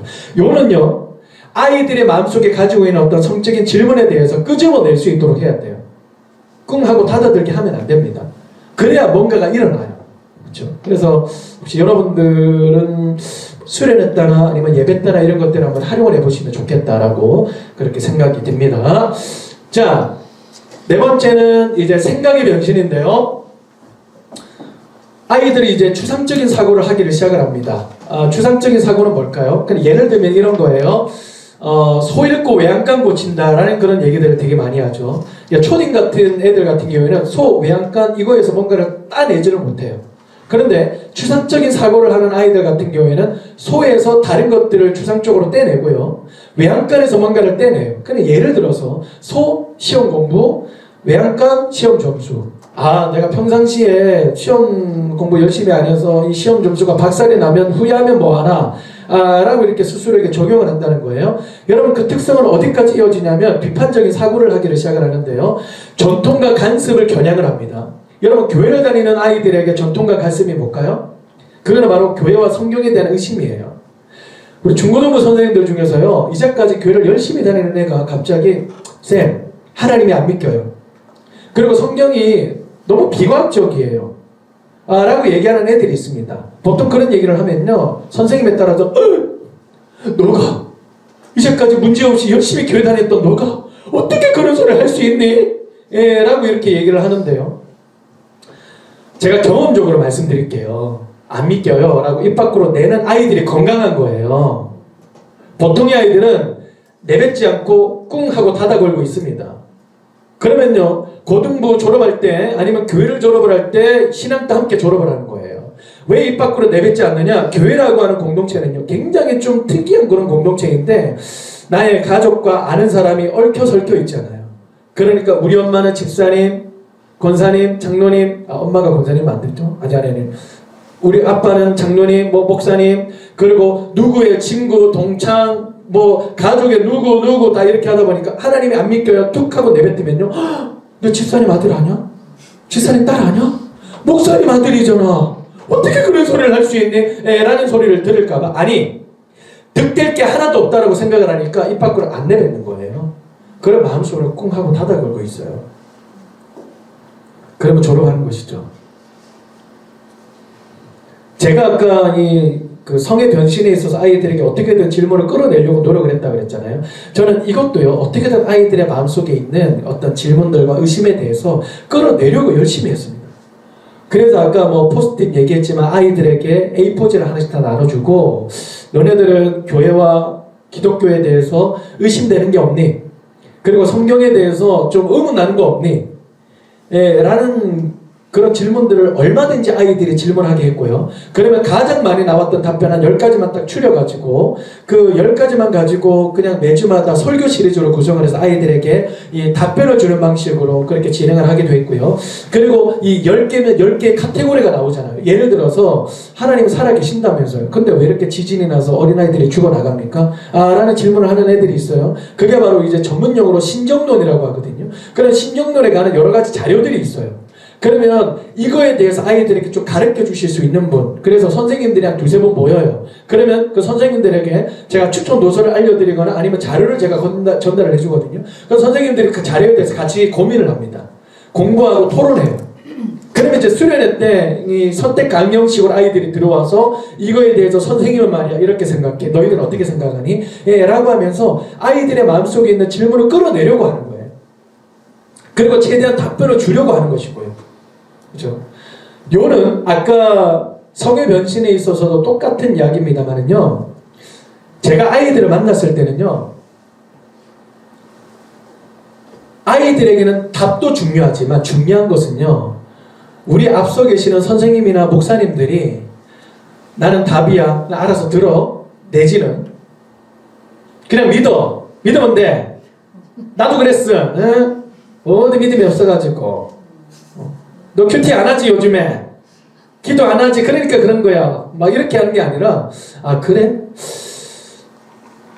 나도 어렸을 때 그런 생각 좀 했었는데, 근데 나도 진짜 그때 고민을 많이 했던 것 같아. 야 근데 네가 드디어 이런 고민들을 하는구나, 대단하다 라고 하면서 그 친구를 격려를 해주는 거야. 칭찬해주고, 어떻게 가민이가 그런 얘기를 할 수 있니? 그러면 안 되는 거예요. 그러면 안 돼요.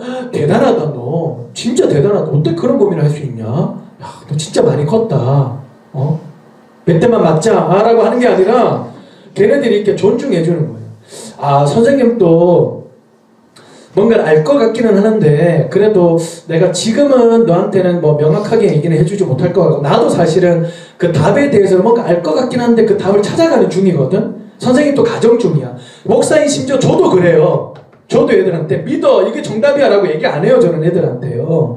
저는 정답 어느 정도 알고 있지 않겠어요? 그런 책도 내고 있는데 그렇지 않겠습니까? 그런데 얘네들의 마음은요, 그냥 정답 이게 아니라 우리 함께 그 길을 걸어가 볼까?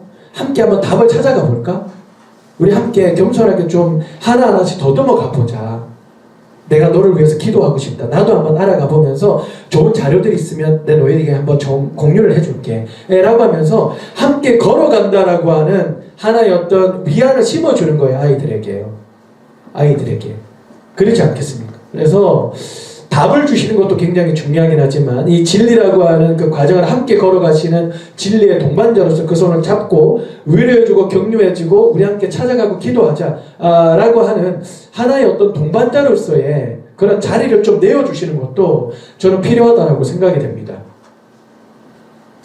청소년들의 이중 언어 이런 것들을 보면요, 그냥 아이들이 툭 하고 내뱉은 그런 말에 따라서 우리가 반응을 하면요 대화가 잘 안 될 때가 많습니다. 그러나 얘네들의 어떤 이 심정을 우리가 한 번 더 알아보고 그 심정에 대해서 좀 얘기를 해본다면 대화가 이어질 수 있어요. 여러분 이런 지점들도 보면 알 수 있죠. 이 지점은요, 이 아이가 이런 얘기를 해요. 제가 기독교인인 건 부모님 종교 때문 아닌가요? 라고 이렇게 툭 하고 던졌을 때 저는 바로 답변을 하기보다는 너가 왜 이런 질문을 해? 라고 저는 질문에 대해서 물어봤어요. 그러니까 그게 아니라요, 어떤 애는 부모님이 불교도이신데 걔는 불교라고 그러더라고요. 좀 부모님이 불교였으면 저도 불교지 않았을까요? 라고 이렇게 얘기를 하더라고요.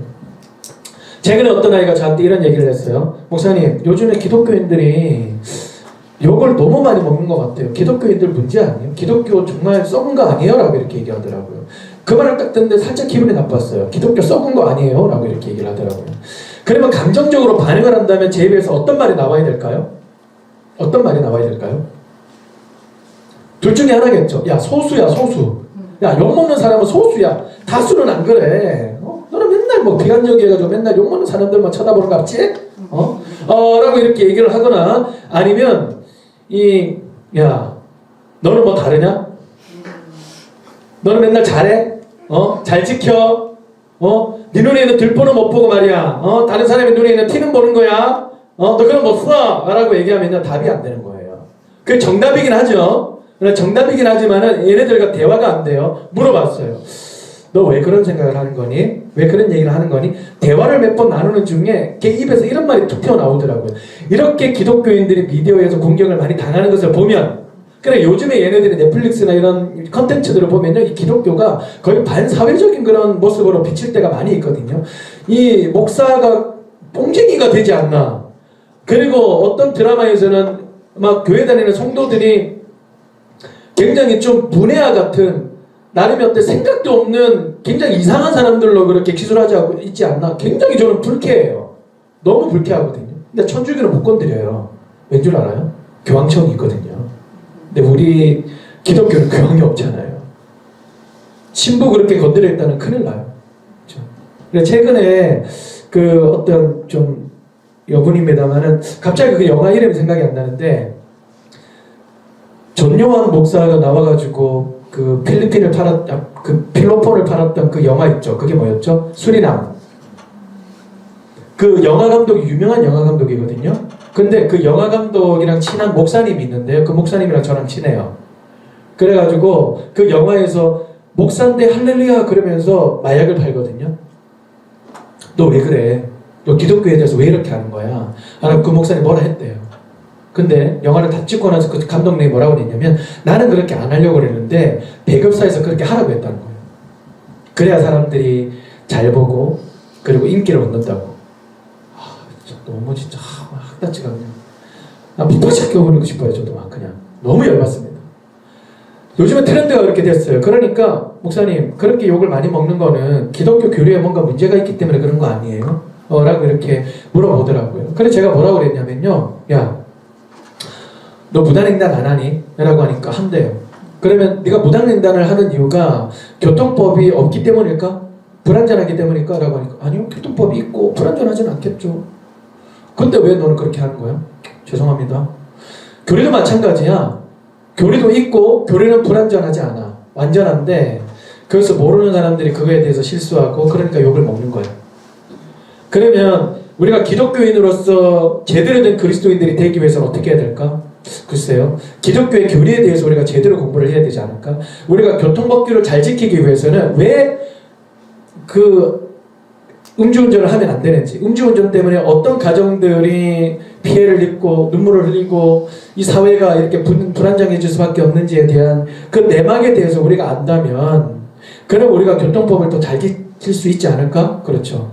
교리도 마찬가지예요. 교리 안에 왜 이런 글자가 써져 있고 왜 이런 것들을 얘기를 하려고 하는지 그 내막을 우리가 자세히 안다면 그러면 우리가 조금 더 제대로 된 그리스도인이 될 수 있지 않을까? 아, 그렇죠. 아, 그러면 몇 달 뒤에 있는 교리학교 너 참여하는 거다. 오케이, 도장 찍어. 라고 하면서 이제 얘네들을 끌고 가는 것이죠. 그렇죠? 그러니까 얘네들이 내뱉는 그 말, 그거에 우리가 감정적인 반응을 하는 게 아니라 이성적인 대응을 하는 것이죠. 그런 의미로 저는 이렇게 설명을 했고, 마지막입니다.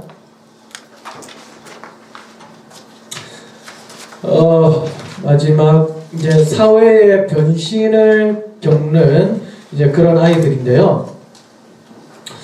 아이들은 가정의 부모님을 의존하는 것을 넘어서서 이제는 점점 또래 집단을 의존하고 거기에 점점 아이들은 깊숙이 훅 들어옵니다. 청소년 부모님들이요, 저한테 와서 자주 말씀하시는 게 뭐냐면, 목사님 너무 슬퍼요. 우리 애가요 10대가 되고 사춘기가 되니까요, 애가 영 다른 애가 돼버렸어요. 우리 애가 아닌 것 같아요. 그래서 왜요? 그전에는 엄마 사랑해요, 아빠 힘내세요, 나 데리고 가, 나 놀러 가고 싶어, 같이 놀자 라고 하면서 졸졸 그냥 엄마 뒷공미를 따라다녔던 껌딱지처럼 했던 그런 아이들이 나중에는 10대가 딱 되더니 들어오지 마. 아까 여기 질문 있잖아요. 따라오지 마, 들어오지 마, 간섭하지 마, 뭘 해준 게 있는데 라고 하는 그런 말로 그냥 속을 푹푹 긁어 놓는다는 거예요. 여러분, 그런데요, 제가 아까 말씀드렸잖아요. 아이들은 변신 중이라고요. 어떤 변신입니까? 누군가를 의존하는 것에서 이제는 스스로가 자립하고 독립하는 이 한 사람으로서 지금 자립해가는 하나의 변신 중이에요. 그렇죠? 그러니까 자기 길을 이제는 스스로 걸어가기를 시작을 하는 것이죠. 어떤 육아에 있어서요, 제가 잊지 않는 이 글귀가 하나 있는데, 그게 뭐냐면, 우리의 자녀는요, 우리에게 온 소중한 손님으로 대하라는 그런 얘기가 있어요. 여러분, 손님은 뭐예요? 손님은 독립적인 인격이죠. 내게 아니잖아요. 독립적인 인격이고, 내가 원하는 것을 이 손님이 해줘야 되는 것이 아니라 이 손님이 원하는 것을 내가 도와주고 코치해주고 가이드해주는 입장이잖아요, 귀중한 손님은. 그리고 세 번째, 언젠가는 떠날 손님이라는 거예요, 귀중한 손님은. 근데 떠나기를 시작을 하고 연습하라는 시기가 언제냐? 바로 10대라는 것이죠. 서서히 떠나는데 어떤 방식으로 떠나느냐면, 또래 집단에 의존해요. 그럼 또래 집단에도 어떤 압력이 있는데, 그 압력이 뭐냐면 바로 동조현상이에요. 그러니까 어른들은요, 여러분 길거리를 걸어가다가 나랑 같은 옷을 입고 지나가는 사람을 보면 기분이 나쁘십니까? 아니면 기분이 나쁘십니까? 기분이 굉장히 나쁘죠. 그런데요, 이 어른들은 할 수 있으면 다른 어른들과 좀 달라지기를 원한다면, 아이들은 할 수 있으면 같아지기를 원한다는 거예요. 애들이 반응을 잘 안 하죠? 그게 뭔 줄 알아요? 동조현상이에요. 왜? 다른 애들 다 얘기하는데 지 혼자 대답하거나 명쾌하게 얘기를 하잖아요? 그럼 나댄다라고 생각을 하거든요. 그건 사형 선고입니다, 애들의 입장에서는. 그래서 막 떠들고 이런 애들 옆에서는 같이 떠들 가능성이 굉장히 높아요. 그러나 잠잠하고 조용한데 거기에서 한 애가 뚝 하고 튀어나오잖아요? 그러면요, 걔는 나중에는 나댄다라는 소리를 들을 수 있기 때문에 굉장히 조심하는 거죠. 원래 애들이 그런 게 아니라니까요. 그렇죠?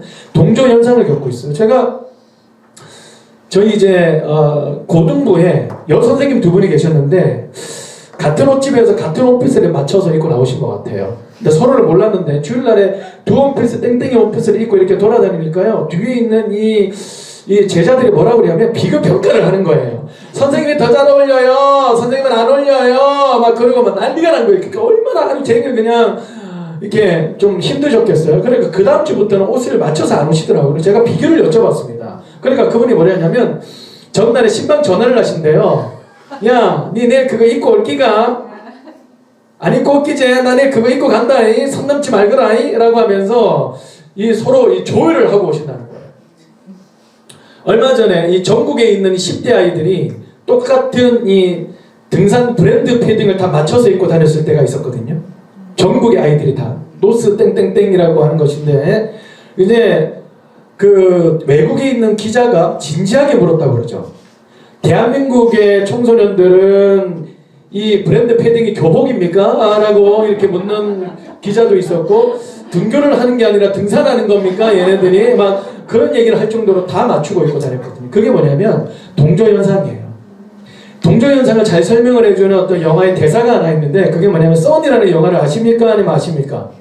아셔야 돼요. 그 영화의 대사에 보면 이 어떤 대사가 있느냐면 우리들 중 누가 한 사람이라도 건드리는 것은 우리 모두를 건드리는 것이야 라고 하는 대사가 있어요. 그게 동정현상을 정확하게 표현해놓은 대사라고 생각을 합니다. 그러니까 좀 불량해 보이는 몇 명의 아이들이 있어요. 그러면은 그 중에 나랑 좀 친하거나 가까운 아이가 있으면 야 일로 와봐. 너 왜 저렇게 불량한 아이들과 올려다니니? 라고 이렇게 얘기를 하면요. 걔네들을 욕하는 게 아니라 얘를 욕하는 거라고 느낀대요. 그래서 우리 교회 선생님들 같은 경우에는 막 그 방학철이나 이럴 때 막 머리를 염색해서 오는 아이들도 있거든요. 빨간 머리, 노란 머리, 파란 머리 이렇게 해서 어휴 까져가지고 이렇게 하는 게 아니라 도리어 좀 위트 있게 좀 칭찬을 하시는 분들이 계시더라고요. 뭐라고 하냐면 야 너네들 무슨 뭐 브라더 아니 그게 아니라 신호등 브라더스냐라고 이렇게 막 이렇게 얘기하면서 야 너네들 보니까 뭐 아주 신호를 잘 지키겠구나. 어떤 권사님 선생님 1인이 넘으신 권사님 선생님은요 빨갛게 머리를 해서 나오는 그런 애가 있었거든요. 걔한테 뭐라고 그랬냐면 야 너를 보니까 이번에 단풍놀이를 안 가도 되겠다. 단풍이 아주 아름답게 폈구나 라고 하면서요 걔를 이렇게 세워주는 거예요. 그러니까 얘네들이 또 좋아하는 것이죠. 그렇죠? 그러니까 동저연상 이 아이들이 우르르 몰려다니고 같아지고 이런 거에 대해서 우리가 두려워할 필요가 없습니다. 얘네들은 이제 스스로 자립하고 독립해가는 하나의 과정 중에 있다라고 이해를 하시면 한결 편하실 겁니다. 실패 시작 뭐 이런 것도 그냥 넘어갈게요. 어른 세대와 10대의 차이점 하나의 주제에 대해서 우리들과 아이들이 극명한 차이를 나타내고 있는데요. 옷에 대해서는 우리 어른 세대들은 실용성, 보존성이라고 생각을 한다면 아이들은 유행, 멋이라고 생각을 하고 그 다음에 고기에 대해서 어른 세대들은 있으면 먹고 라고 생각을 한다면 청소년 세대는 없으면 안 먹고 라고 이렇게 생각을 하고 그리고 이제 공부에 대해서는 어른 세대들은 죽으나 사나 라고 이렇게 생각을 했다면 아이들은 적성에 맞는 아이들이나 라고 이렇게 생각을 하고 슬픈 건 뭐냐면요 이 효에 대해서는 우리들은 일생일 가장 중요한 도리라고 이렇게 생각을 한다면 아이들은 각자의 인생을 살 뿐이라고 생각을 하는데 어떤 애는 실제로 저한테 와서 뭐라고 그랬냐면 목사님 저 공부 열심히 안 해도 돼요. 그러니까 왜? 그러니까 부모님 유산 물려받으면 돼요. 그런 애도 있습니다. 4가지 없어가지고 그냥 여러분 그런데요 평생 그러겠어요. 그 가정이죠. 그렇죠? 좀 불쌍히 여겨주세요. 네, 가끔씩 몇 대 때려주시고 네, 안 보이는 데서 하여간 뭐 이런 차이점이 있다. 뭐 제가 이렇게 써서 드렸으니까 보시면 좋겠고요. 제가 몇 시에 시작을 했죠? 3시 반에 시작했나요? 그러면 1시에 시작을 했고 그러면 좀 시간 조율을 하기 위해서 제가 몇 시에 끝나야 됩니까? 괜찮습니다. 네? 괜찮습니다. 제가 듣기로는 강의를 1시간 반을 요청을 받고요. 질의응답을 제가 30분 요청을 받았거든요.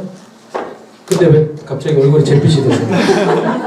말하는 저는 무슨 뭐 성령 충만한 줄 아십니까? 5시까지 원래 강의입니까?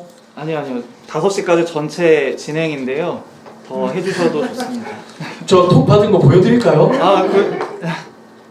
아니 저 1시간 반 강의 30분 질의응답 이렇게 저는 받았는데 그러면 만약에 5시가 지나시면요 만약 급하신 분들은 자리에서 일어나셔서 나가지 마시기를 바랍니다. 제발 부탁드립니다. 저 언제 오겠어요? 예? 저 멀리서 왔다고요. 예? 또 저녁에 또 오는 교회 또 가서 제가 또 강의를 해야 돼요. 예? 저 불쌍하지 않으세요? 저 불쌍히 여겨주세요. 예? 저 상처받아요.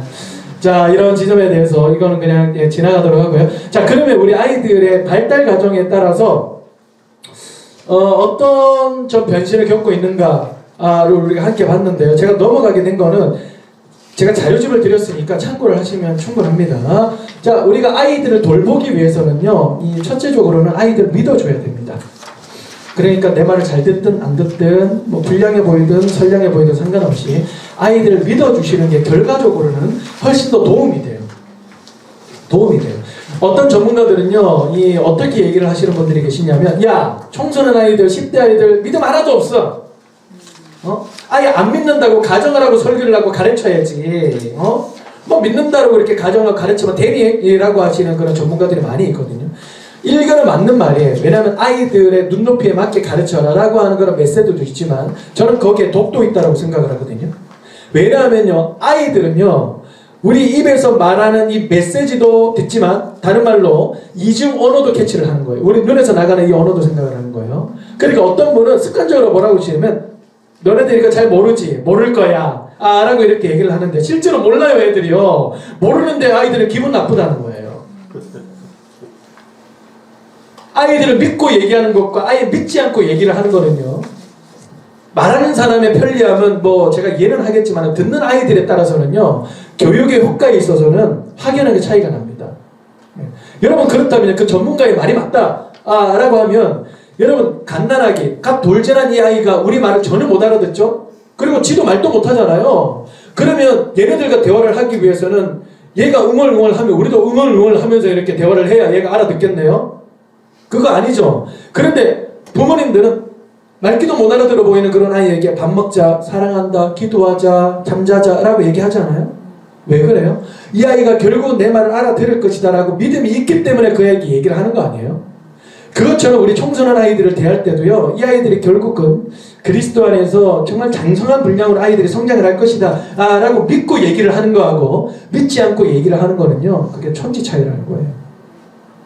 어떤 한 엄마가 저한테 전화를 했어요. 석 달 전이었습니다. 친한 집사님이었는데 목사님 큰일 났어요 라고 이렇게 얘기를 했어요. 그래서 제가 왜요? 라고 했더니 중학교 3학년 이 남자아이를 아들로 두고 있는 부모님인데 얘가 이제 등교를 딱 하려고 하는데 방을 치우고 있는데 어딘가 툭 하고 뭔가 떨어져서 봤더니 담배각이 딱 떨어져 있는 거예요. 보니까 말보로 레드. 말보로 레드. 그래서 그 레드 굉장히 독한 거거든요. 네. 그래서 야 이게 뭐니? 라고 이렇게 얘기하니까 아까 제가 얘기를 했잖아요. 혀를 뭐라고 생각한다고요? 각자의 인생을 살 뿐이라고 생각을 한다잖아요. 이 아버지가 교회 나온 지 얼마 안 되시니까 담배를 좀 피셨어요. 그러니까 이거 내게 아니고 아빠 거야 라고 이렇게 얘기를 한 거예요. 지 혼자 살려고. 그래가지고 이제 그러니 알았어. 그래 담배 이 사진을 딱 찍어가지고 근데 좀 사이가 안 좋으셨대요. 그래 남편한테 틱하고 보내. 남편 또라이야? 어디 감히 나 아들 방에서 지금 담배를 피고 숨기고 있어. 그럼 막 욕을 해댔대요. 근데 딱 사진을 보니까 그 남편분이 갑자기 쪼르셨는지 뭐라고 했냐면 여보 우리 집 경제생활 알잖아. 나 양담배 안 펴. 국산 담배 이런 거만 핀단 말이야 라고 하니까 그게 아들 거라는 게 그때 딱 하고 온 거예요. 어떻게 하면 좋겠습니까? 라고 하길래 제가 여러 얘기를 했습니다만은 그 중에 핵심적인 거는 뭐냐면 집사님 얘를 꼭 믿어주세요. 그러니까 그분이 울먹이시면서 하시는 말씀이 목사님 저 이제까지 얘를 믿었습니다. 그런데 그 보답이 이겁니까? 라고 이렇게 얘기하길래 집사님 이제부터 진짜 믿으셔야 돼요. 이제부터 진짜 믿으셔야 돼요. 그러면 모른 척하고 지나가요? 라고 하길래 그게 아니라 일주일 동안 아예 없었던 대로 딱 생각을 하시고 그냥 평상시대로 대해 주십시오. 그리고 딱 주일날에 예배 드리고 오직 뭐 분위기 좋은 어떤 레스토랑이라든지 뭐 이런 데 산책길을 걷다가 걔 손을 꼭 잡고 이렇게 얘기하십시오. 아들 요즘 많이 힘들지? 요즘 많이 괴롭지? 나도 10대 때 굉장히 많이 힘들었는데 너가 이렇게 가정을 지나가고 있는 거 보니까 참 너무 대견하다. 참 멋있다. 한마디만 더 던지시라고. 그게 뭐냐면 아들 그래도 나 너 믿는다. 이 한마디만 던지시라고. 알겠습니다. 라고 해서 그렇게 하셨다 그러고. 여러분 그렇게 하는 것보다요. 야! 니 죽고 내 살자! 오늘 한번 제대로 한번 지옥 경험해보자! 이러는 것보다요. 나는 믿는다. 이 한마디를 던지는 것이 아이들에게는 훨씬 큰 울림을 줍니다. 그렇죠? 그게요. 그냥 잘 박힌 못처럼 아이들의 영혼 가운데 팍 하고 받게 만들어요. 그 순간에는 뭐 이렇게 하다가도 생각이 나게 만든다고요. 그게. 엄마가 나 믿는데 아빠가 나 믿는데 라고 생각한대요. 그러니까 아이들을 믿어주시면 너무 좋을 것 같아요. 제가 이제까지 아이들을 만나면서요. 부지기술 아이들이 많이 변했거든요. 특별히 중학교 1학년, 2학년 때 일진으로 날렸던 그런 애가 있어요. 교회 앞에서 정문에서 그 담배 뽀끔뽀끔 피고요. 그래서 사차 지사님 너 지금 뭐 하는 거야? 라고 하면 얘가 뭐라고 하냐면 정성호 목사님한테 따주세요. 저 그 부서 학생입니다. 라고 이렇게 얘기를 하고요. 그리고 얘가 일진이니까 데리고 다니는 똘마니들이 있을 거 아니에요. 그러면 중등부 수련을 할 때요. 저녁에 애들이 몇 명이 해롱해롱 하는 거예요. 그래서 제가 이 흐름을 찾아갔다 갔더니 뭐를 하고 있냐면 얘가 이 맥주 팬티 딱 그렇게 큰 거 파는 거 처음 봤습니다. 제가. 맥주 이렇게 말통으로 이렇게 막 팬티 이렇게 들고 와가지고 아이들과 성찬식을 하는 거예요. 이거는 나의 피니 받아 마셔라 라고 하니까 이 똘마니들은 그걸 마실 수밖에 없는 거예요. 그러니까 그걸 마시면서 이제 해롱해롱 되는 거죠. 그 애가 변화돼가지고 지금 서울시대 1학년 신학과로 들어갔어요.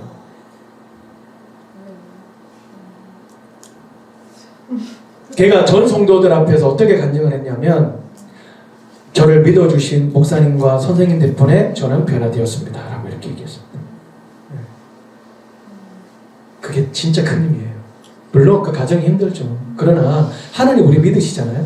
우리 안 믿으시면 귀한 예수님 주셨겠어요? 네? 돼지 목에 거는 진주 목걸이죠. 우리 어른들도 무너지시잖아요. 우리 어른들도 늘 떳떳하세요? 그렇지 않잖아요. 근데 애들이라고 우리가 뭐 다를 것 같습니까? 믿어주세요, 아이들을. 자, 그러면 시간상 저는 5시까지로 들었기 때문에 일단 하고 질문 몇 개 다루고 오늘 마치도록 할게요. 예, 뭐 째려보시는 분들이 몇 분 계시는 것 같아가지고 제가 이제 도저히 견딜 수가 없을 것 같습니다. 자, 아이들을 돌볼 때요, 아이들이 사랑을 받는다라고 하는 하나의 채널이 있대요. 그게 뭐냐면 내가 관심을 받는다라고 느낄 때 저분이 나를 사랑하시는구나 라고 느낀다는 거예요. 그러나 관심을 받고 있지 않다라고 느끼면 아무리 선생님이 황금의 이빨을 가지고 황금의 메시지를 던지고 황금의 교훈을 우리에게 선사를 한다고 할지라도 그거에 대해서는 관심을 받고 있지 않다라고 느낀 때문에 사랑을 못 받는다라고 느낀다는 거예요. 제가 질문을 하나 던져볼게요. 대한민국에 살아가는 청소년 아이들이요, 가정에서 가장 많이 듣는 말 중에 하나가 뭔 줄 아세요? 가정에서 가장 많이 듣는 말 중에 하나. 자, 손 들고 말씀해서 맞춤하시면은 제가 준비한 상품 드리겠습니다. 문화상품권 10만원 담을 수 있는 봉투를 드리겠습니다. 100만원도 담을 수 있고 1000만원 그건 안 될 것 같은데요, 하여간. 네. 자, 손 들고 어떤 말일까요? 한번 얘기해 보시죠. 예? 숙제했어? 숙제했어? 예. 자주 그런 말씀 하시나 봐요. 예, 정답입니다. 제가 준비한 상품은요, 예, 청소년 교사를 부탁해. 이거 제가 쓴 책인데, 예, 이거 드리도록 하겠습니다. 예. 어떠셨어요? 제가 예전에 실제로 문화상품권 10만원 드린 적도 있어요. 근데 분위기가 좀 싸하더라고요. 박수 치는데, 실제로 주는 거야? 미리 얘기를 해야지, 저거, 그러면은. 막 그런 느낌인데 제가 책을 한 권 딱 드리기를 시작하니까 분위기가 너무 좋아요. 예, 많이 읽으세요, 열심히 읽으세요, 독후노트 쓰시고 막 평점 많이 올려주시고 막 이런 식으로 막 벌칙을 받는 것처럼 분위기가 굉장히 훈훈해져가지고 그때부터 제가 책을 드리기 시작하고 있습니다. 예, 꼭 읽으시고 독후감. 예. 알겠습니다. 야, 그게 뭐냐면요, 이 말이래요. 했어 라는 말이래. 했어. 숙제했어, 공부했어, 학원 갔다 왔어, 그리고 심부름 했어, 안 했어, 하라는 거 했어, 안 했어, 했어, 안 했어. 어른이 얘기하는데 어디 반응이 없어, 그러면 대답을 하잖아요. 어른이 얘기하는데 어디 감히 대꾸하고 있어 라고 하면서 애들을 반 잡는다는 거예요. 그렇죠? 애들은요, 이 부모님을 냉장고로 비유를 한대요.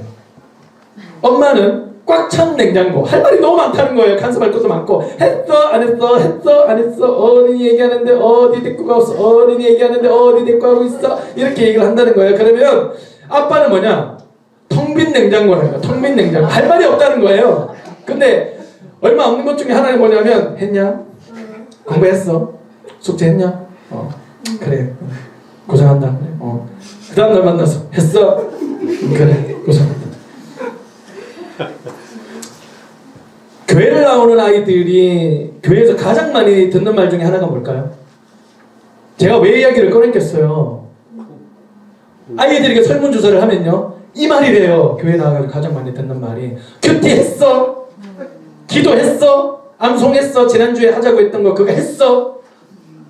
했어? 안 했어? 했어? 안 했어? 왜 대답이 없어? 왜 반응이 없어? 왜 표정이 없어? 불만 있으면 얘기할지 왜 얘기를 안 해? 너 그러다 지옥 간다? 라고 얘기는 안 합니다만은 아이들은 그렇게 느낀다는 거예요. 뭐야? 이거 곧 지옥행이야? 뭐야? 라고 이렇게 느낀다는 거예요. 여러분, 대한민국의 교회를 다니는 아이들이 가장 많이 듣는 말 중에 하나가 이 말이라면 이게 얼마나 슬픈 일이겠어요. 여러분, 그렇지 않습니까? 그런데요, 우리 부모님이나 선생님들이 아이들을 사랑하지 않기 때문에 했냐 안 했냐 이렇게 말씀하시는 게 아니에요. 사랑하기 때문에 이렇게 하는 거예요. 그렇죠. 사랑하니까 공부를 잘해야 되고, 사랑하니까 할 수 있으면 기도했으면 좋겠고, 예배 참석 잘했으면 좋겠고, 큐티하고 암송했으면 좋겠고, 그러니까 이런 말씀을 하시는 거죠. 그러나 아이들이 느낄 때는 그게 사랑이라고 하는 채널이 아니라 때로는 간섭과 통제라고 하는 어떤 그런 느낌으로 받아들인대요. 그러면 아이들이 사랑을 느끼는 채널이 뭐냐면 이 말이래요. 아이들이 직접 이런 얘기를 했어요. 어떻게 됐어? 라는 말이래요. 어떻게 됐어? 제가 어렸을 때요, 잊혀지지 않는 선생님 한 분이 계시는데 그분이 대학교 1학년 여선생님이었거든요. 그런데 이제 그분이 항상 이제 수첩하고 볼펜을 들고 다니셨어요. 그래서 서건아, 너 내가 기도해줄 거 없을까? 너 무슨 일 없어? 라고 이렇게 얘기를 해요. 그러면 저희 엄마가 아파요 라고 이렇게 얘기하면 그걸 받아 쓰세요. 그걸 기도하세요. 실제로. 그러면 그 다음 주일에 와가지고 딱 저를 딱 맞닥뜨리잖아요. 그러면 큐티 했어, 암송했어, 예배했어, 기도했어 이렇게 묻는 게 아니라 서건아 너 그거 어떻게 됐냐? 라고 얘기하는 거죠. 너희 엄마 아프다며 어떻게 됐어? 내가 기도했어. 나으셨는데요? 기도 못하는 거 까마득히 잊어버렸는데 나으신 거 팩트잖아요. 나으셨는데요? 그러면 제 손을 꼭 붙들고 펄쩍펄쩍 뛰시는 거예요. 내가 기도했다. 너무 감사하다. 여러분 그런 얘기를 들으면요, 이분은 나를 교회 나오라고 이 자리에 서 계시는 분은 아니구나. 나에 대해서 진짜 관심이 있으신 분이구나. 나의 영혼에 대해서 관심이 있으시구나. 라고 확신이 드는 거예요. 확신이 들어요.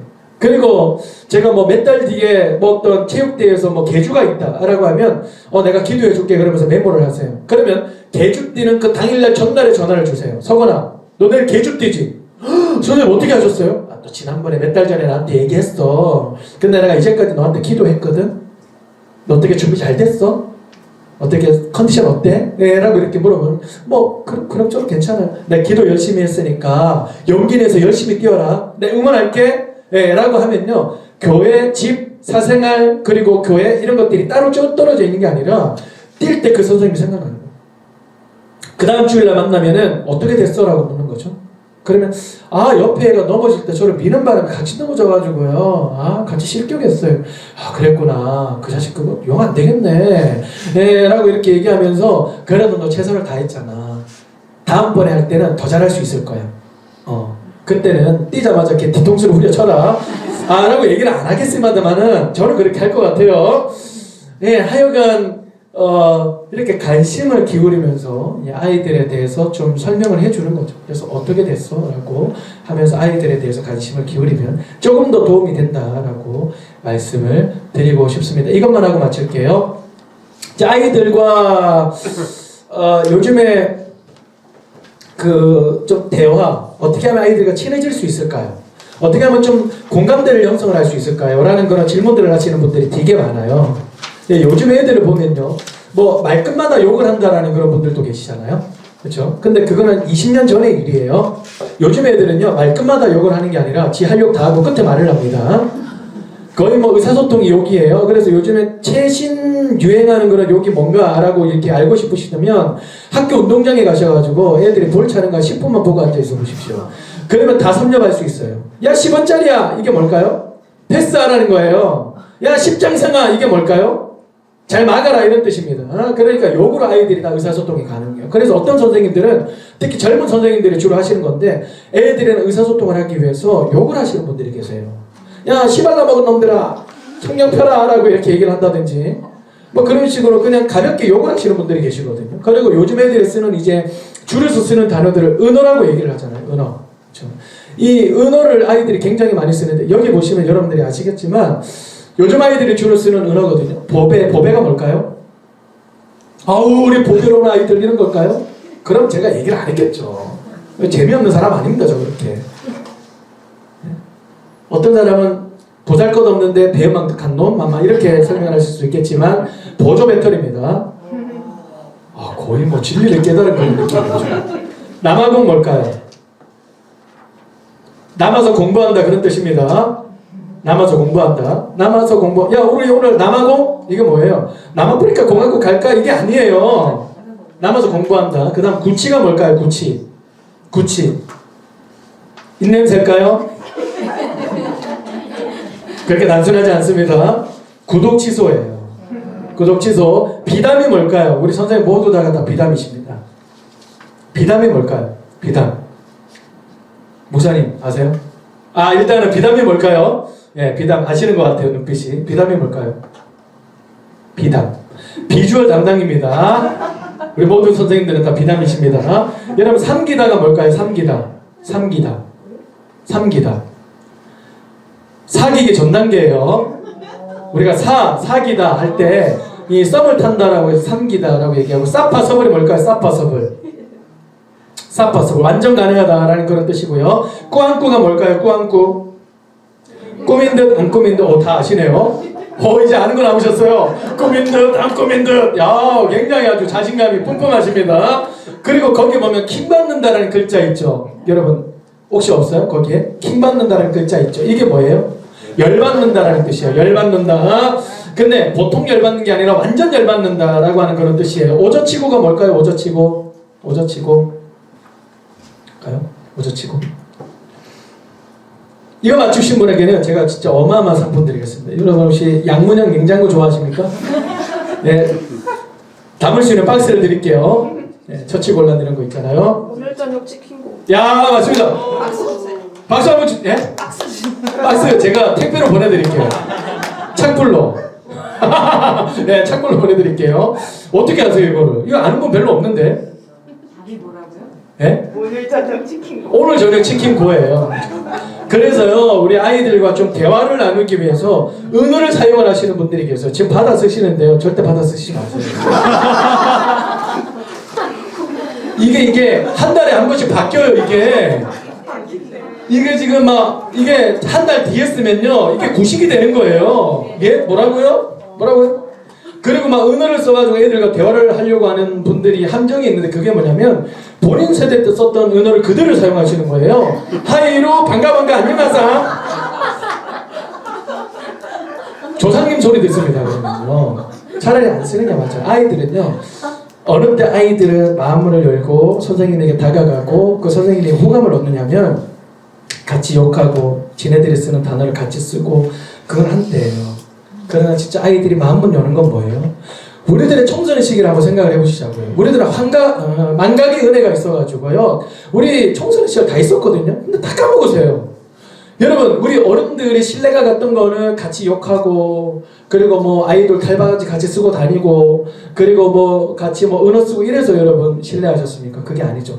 우리의 청소년의 문화를 존중해주고, 인정해주고, 격려해주고, 놀라워해줄 때, 그때 우리들 마음은 열지 않았어요? 그게 옳으니 그러니 이렇게 평가를 하는 게 아니라, 야, 재밌다. 좀 더 가르쳐줘라. 알려줘라. 너무 놀랍다. 라고 이렇게 할 때 아이들은 마음이 열린대요. 그래서요, 어떤 애는요, 오저치고 싸파석을 이렇게 얘기를 하고 있어요. 그러면 저는요, 이게 무슨 뜻인지 알아요, 제가 모르겠어요. 믿음을 가지세요. 저희가 알고 있습니다. 그럼 제가 가서 일부러 물어봐요. 야, 오저치고가 뭐야? 목사님 맨날 강의하고 다니시고 책도 내시고 전문가로 하시면서 그것도 모르세요? 라고 해요. 그럼 몰라, 알려줘. 그러면 신나서 알려줘요. 오늘 전에 치킨 코라는 뜻이잖아요. 그럼 너무 재밌다. 와, 그런 것도 있어. 너무 재밌는데. 그럼 나 설교 시간에 한번 써먹어도 돼? 그러면 초상권이 있는데요? 라고 얘기해요. 전국의 아이들 다 쓰고 있는데 무슨 초상권이에요? 그럼 걔가 허락해 준대요. 다만 자기 이름 얘기를 해달래요. 설교할 때. 어떤 여권사님이 한 분이 계시는데 이분의 특징이 있는데요. 아이들이 붙어요. 가면 가죠. 처음에는 좀 별로 대면하고, 왜냐면 나이 차이가 있으니까 잘 모르시잖아요. 그래서 이분이 어떤 특징이 있냐면 애들이랑 어떻게든 가까워지기 위해서 저한테 인스타그램을 알려달래요. 여러분 인스타그램 아시죠? 청소년 아이들이 많이 하는. 그래서 좀 가르쳐드렸거든요. 근데 이분이 게시물 올리는 거 보면 손주 그림밖에 안 올려요. 사진밖에. 그런데 이분의 특징을 제가 잘 관찰을 했거든요. 아이들을 평가하거나 아이들에 대해서 이렇쿵저렇쿵 얘기 안 하고요. 아이들은 이런 단어를 쓰거나 걔네들의 문화에 대해서요, 너무 놀라워해 주더라고요. 이야, 정말 놀랍다. 그런 것들을 하는구나. 재밌다. 놀라워. 라고 이렇게 얘기를 해요. 그러면 아이들은 그런가 보다. 라고 이렇게 하면서 좋아해요. 그래서 이분을 따라서 이제 여선생님들도 놀라워해 주는 거죠. 아이들에게. 어머나? 그런 단어를 쓰는구나. 너무나 재밌다. 놀라워라. 라고 이렇게 얘기를 하는 거죠. 우리 무뚝뚝한 남자 선생님들도 가능하십니다. 그런 아이들이 그런 얘기를 쓰면요, 어머나 그런 단어를 쓰는구나, 놀랍구나 라고 이렇게 한마디를 해보세요. 예? 그렇다고 애들이 교회 앞에서 담배 푸끄푸끄 피고 있는데 어머나 놀랍구나 라고 얘기하시면 안 되고요. 불법이 아닌 한은 아이들의 문화에 대해서 우리가 이러쿵저러쿵 재단하고 평가를 하는 것이 아니라 아이들이 있는 그대로 존중해주고 사랑해줄 때, 그때 조금 더 아이들에게 한 발자국 더 가까이 나아갈 수 있는 그런 하나의 어떤 디딤돌이 될 수 있습니다. 그런 지점에서 제가 말씀을 드렸고요. 강의는 여기까지 하도록 하겠습니다. 강의는 여기까지 하고요. 혹시나 뭐 또 궁금하신 분들이 계신다면 제 책을 한번 살펴보셔도 좋을 것 같습니다. 좋습니다. 그럼 하나씩 제가 떼가면서요. 이 시간에 제가 다뤘던 그런 거는 제가 좀 의도적으로 패스를 하도록 할게요. 시간이 없으니까. 그래서 아주 중요한 것 중심으로 제가 몇 가지를 좀 가져가도록 하겠습니다. 예. 세상의 인문학적 가치관, 기독교 가치관 충돌이라고 이렇게 써주셨는데, 제가 조금 있으면 그 일반인들을 대상으로 해서 철학책이 나올 거예요. 제가 출판사를 알아보고 있는데, 제가 왜냐면 철학 전공이거든요. 네, 철학 전공인데, 세상의 인문학적 가치관, 기독교적인 가치관 충돌인데요. 충돌이 될 수밖에 없죠. 왜 그럴까요? 인문학적 가치관 안에 불교 이런 것도 들어간다고 칩시다. 그런 거 요즘에 인문학적으로 강의 많이 하시니까요. 그러니까 핵심적으로 좀 표현을 한다면 세상에 있는 인문학적 가치관은요, 이 구원으로 우리가 놓고 본다면 자립구원이에요. 스스로 노력하고 공부하고 깨우쳐서 좀 더 높은 사람이 되고 고양한 사람이 되고 더 괜찮은 사람으로 살아간다. 되게 불교 같은 경우에는 스스로 깨우쳐서 나중에는 그 열만에 이른다 이런 얘기를 하잖아요. 그게 뭐냐면 자립구원, 스스로의 힘으로 구원받는다는 거거든요. 인문학적 가치관도 마찬가지예요. 그런데 기독교적인 가치관은요, 자립구원 아니에요. 자립구원은 절대 할 수 없다. 우리는 스스로 구원할 수 없고, 그게 뭐냐면 바로 하나님이, 그러니까 타자 구원인 것이죠. 하나님만이 우리를 구원하실 수 있다라고 하는 그런 세계관입니다. 저는요, 아무리 눈 씻고 찾아보고 길을 씻고 들어보고 그리고 아무리 공부를 해봐도 저는 제 스스로 구원할 수 없습니다. 저는요, 죄인이기 때문에. 저는 제 힘으로는 절대 제 죄를 해결할 수 없거든요. 아무리 노력해도요, 저는 제 죄를 해결할 수 없어요. 저는 그래서 성경적인 가치관, 기독교적인 가치관 믿습니다. 예, 그래서 이런 부분에서 충돌이 될 수밖에 없지만 저는 그래요. 네, 저는 그렇습니다. 자, 그리고 또 하나 한번 보도록 하겠습니다.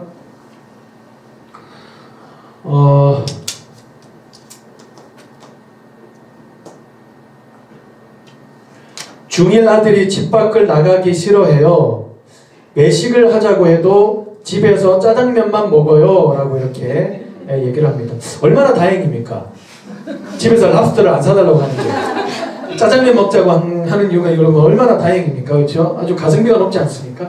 아까 제가 말씀을 드린 대로 아이들은 이제 그 시간들을 통해서 동굴을 지나가고 있는 건데요. 그게 변신의 과정 중이라고 하나 좀 생각을 해주시면 좋겠고, 잘 자립할 수 있도록, 독립할 수 있도록 부모님이 가능한 한 좀 긴 호흡으로, 우리가 가쁜 호흡으로 아이들을 바라보면 아이들도 굉장히 좀 불안하게 스스로를 생각을 합니다. 그러나 좀 긴 호흡으로 너네들 지금 변신 중이야. 그러니까 오케이, 내가 너네들 믿어줄게.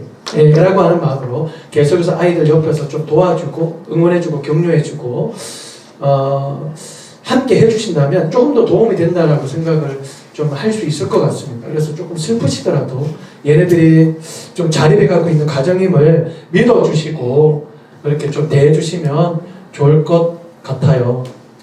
그리고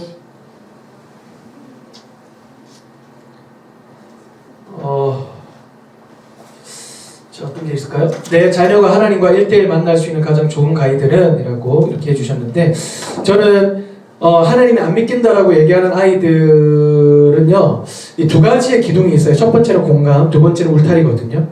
그러니까 너네도 충분히 그런 생각을 할 수 있어 라고 공감을 해주고 난 다음에 울타리를 주셨어요. 그게 뭐냐면, 그래도 할 수 있으면 예배의 자리는 절대 떠나지 말자 라고 얘기를 했던 건 뭐냐, 사실 우리가 믿음이 생기는 건요, 예배의 자리에서 믿음이 생기는 거거든요. 그렇지 않습니까? 왜 그래요? 믿음은 들으면서 나고, 들으면 그리스도의 말씀이라는 거잖아요. 우리는 그 그리스도의 말씀 어디서 들어요? 에버랜드, 롯데월드, 전자랜드 어디 가서 들어요? 교회 말고는 그리스도의 말씀을 들을 데가 없거든요. 근데 교회마저도 그 자리를 떠난다면 그리스도의 말씀 어디 가서 듣겠냐고요. 그래서요, 싫은데요? 라고 하면요, 매주 다 나와 라고 하면 그게 폭력이 될 수 있어요. 그럼 파격적으로, 야, 한 달에 한 번씩만 좀 나와주라. 왜냐면 제가 그래서 변화됐거든요. 저희 엄마가 전도사입니다. 그러니까 얼마나 애를 그렇게 닦아 세우셨겠어요. 또 숨도 모셨어요. 밥 먹기 전에요. 암송 한 구절 안 하면 밥도 안 줬어요. 그게 무슨 엄마예요? 어머니죠. 근데 제가 언제 주님을 만났느냐면 나중에 포기하다 못해 일주일에 한 번, 아니 일주일에 한 번이 아니죠. 한 달에 한 번, 두 달에 한 번만 예배 자리 나와라. 제발 못하겠다. 라고 해서 나가기 시작을 했을 때 그때 제가 주님을 만났습니다. 그러니까 하나님과 1대1 만날 수 있는 가장 좋은 가이드는 가능한 한 아이들이 예배의 자리를 좀 지킬 수 있도록 좀 해주시고, 그래도 싫어한다면요, 저는 그거밖에 없는 것 같아요. 죄송합니다만 우리 부모님한테 어떤 신앙적인 열매가 나타나야 된다고 생각돼요. 우리 엄마는, 우리 아빠는 이렇게 힘들 때 기도를 하고 말씀을 의지했을 때 이런 열매가 나타났구나 라는 것이 아이들이 보여진다면요, 그럼 아이들은 거기에서 다른 가능성이 일단은 생겨요. 나도 힘들 때 어려울 때 기도해야 되겠다, 엄마처럼 아빠처럼. 그래고 하면 얘네들이 또 기도하게 되거든요.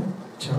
예, 그런 가능성이 저는 있다고 생각을 하는데, 그래서 가장 힘든 것 중에 하나가 이 자녀들을 신앙적으로 잘 양육을 하는 것이라고 그렇게 얘기를 하더라고요.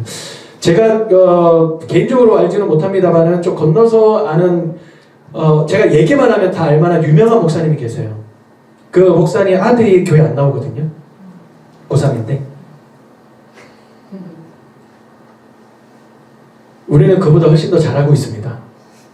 그렇죠? 하지만 그분도요, 목사 둘러서 왜 안 나와? 라고 하는 게 아니라 얘를 믿어주신대요.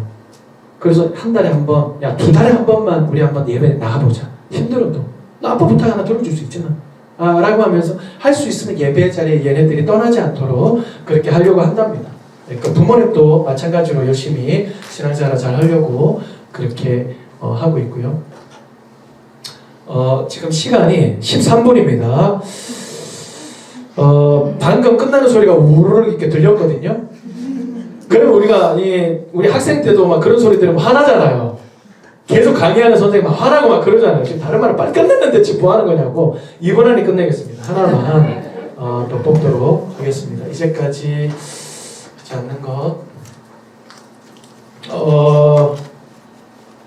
예. 교사를 계속하고 싶은데 나이가 많이 들어서도 섬기는 마음으로 할 수 있을까요? 라고 이렇게 말씀을 하셨습니다. 이것만 제가 대답을 하고요. 마무리 하도록 하겠습니다.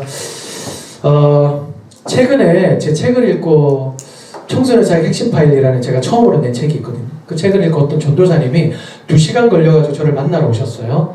근데 그분이 이런저런 얘기를 되게 많이 하는데 사역을 한 지 얼마 되지도 않고 그러다 보니까 아이들과 대화가 잘 안 돼요. 아이들이 자기를 싫어하는 것 같기도 하고, 그리고 부담스럽고 아이들이 무섭기도 하고, 그리고 나이 차이가 또 있으니까 너무 힘들대요. 그런 얘기들을 제가 듣고 나서 이제 일어나려고 하는데 그분이 한마디를 툭 던지더라고요. 뭐라고 그랬냐면, 목사님처럼 애들을 오래 만나면 그럼 애들을 만나는 게 좀 수월해집니까? 라고 이렇게 얘기를 하더라고요. 제가 그 말을 딱 듣는데 그분의 심정이 좀 공감이 가더라고요. 얼마나 힘들었으면. 그래서 제가 그랬죠. 전사님, 수월해지죠. 당연히 수월해집니다. 그런데요, 수월해지는 그 순간이 가장 위험한 순간이 될 거예요. 라고 제가 그렇게 얘기를 했거든요. 아이들을 만날 때 아무런 부담감이 느껴지지 않고, 그리고 아이들을 만날 때 내가 이 아이들에게 정말 꼭 필요한 것을 나는 이 아이들에게 전하고 싶다라고 하는 이 거룩한 그런 생각이 없이 그냥 가볍게 아이들을 만나고 얼마든지 지었다, 낳았다, 웃겼다, 울렸다 저 할 수 있어요, 애들요. 그 정도로 애들 많이 만났어요. 그런데 저도요, 그 애들을 만날 때 전날이나 만나기 전에 무조건 5분 이상은 기도하고 들어가요. 어떨 때는요, 시내에서 만나잖아요. 화장실 들어가 걔네들 요새 기도하고 만나요. 안 그러고 만나가지고 그냥 웃기고 울리고 그냥 헤어지잖아요. 허망해요, 마음이. 얘네들은 뭐 했지? 근데 하나님, 얘네들을 만나는데 하나님 아버지의 마음을 부어주십시오. 아이들 향하신 하나님의 눈물을 저에게도 주십시오. 하나님 아버지의 말씀을 저에게도 충만하게 해주십시오. 아이들을 만날 때 하나님의 영으로 저에게 충만하게 해주십시오. 그래서 제가 아이들을 만날 때 제가 만나는 것이 아니라 저를 통하여 하나님 만나 주시옵소서. 꼭 필요한 것을 아이들에게 말하게 하여 주시옵소서. 반응에 따라 변수에 따라서 절망하지 않게 하여 주시고 아이들에게 꼭 필요한 것을 주님의 마음으로 사랑하게 해 주십시오 라고 기도하고 가면요, 어느 순간에 충만해져요, 뭔가가. 그래서 아이들을 만나거든요. 저는 아이들과 대화를 나누고 나름대로의 공감대를 형성을 하고 아이들을 만나는데 뭔가 불편한 마음이 든다 라고 하는 것은요, 교사로서 멈춰야 된다 라고 하는 신호가 아니라 하나님 아버지의 마음을 구하러 가야 된다 라고 하는 저는 신호라고 생각합니다. 여러분 예수님 말씀하셨잖아요. 어느 집의 자녀들이 부모님에게 떡을 달라 하는데 돌을 주고 알을 달라 하는데 정갈을 줄 자가 누가 있겠느냐. 악한 자로다 자식들에게 좋은 것을 줄 줄 알거든. 하나님 아버지에게 구하는 자들마다 성령을 부어주시지 않겠느냐 말씀하셨거든요. 하나님 아버지의 마음을 우리가 구하고 아이들에게 나아가면요 우리 승리할 수 있습니다. 예, 우리의 힘이 아니라 정말 정말 주님의 성령의 능력으로 우리도 승리할 수 있는 것이죠. 그래서 참 고생 많으십니다. 참 너무 고생 많으시고요. 힘내십시오. 예, 우리 선생님들과 저도 더불어 뛰고 있습니다. 힘내주시고 그리고 저도 뛸 때 더불어 뛰시는 우리 선생님들 뵈면서 참 너무 위로가 됩니다. 끝! 감사합니다.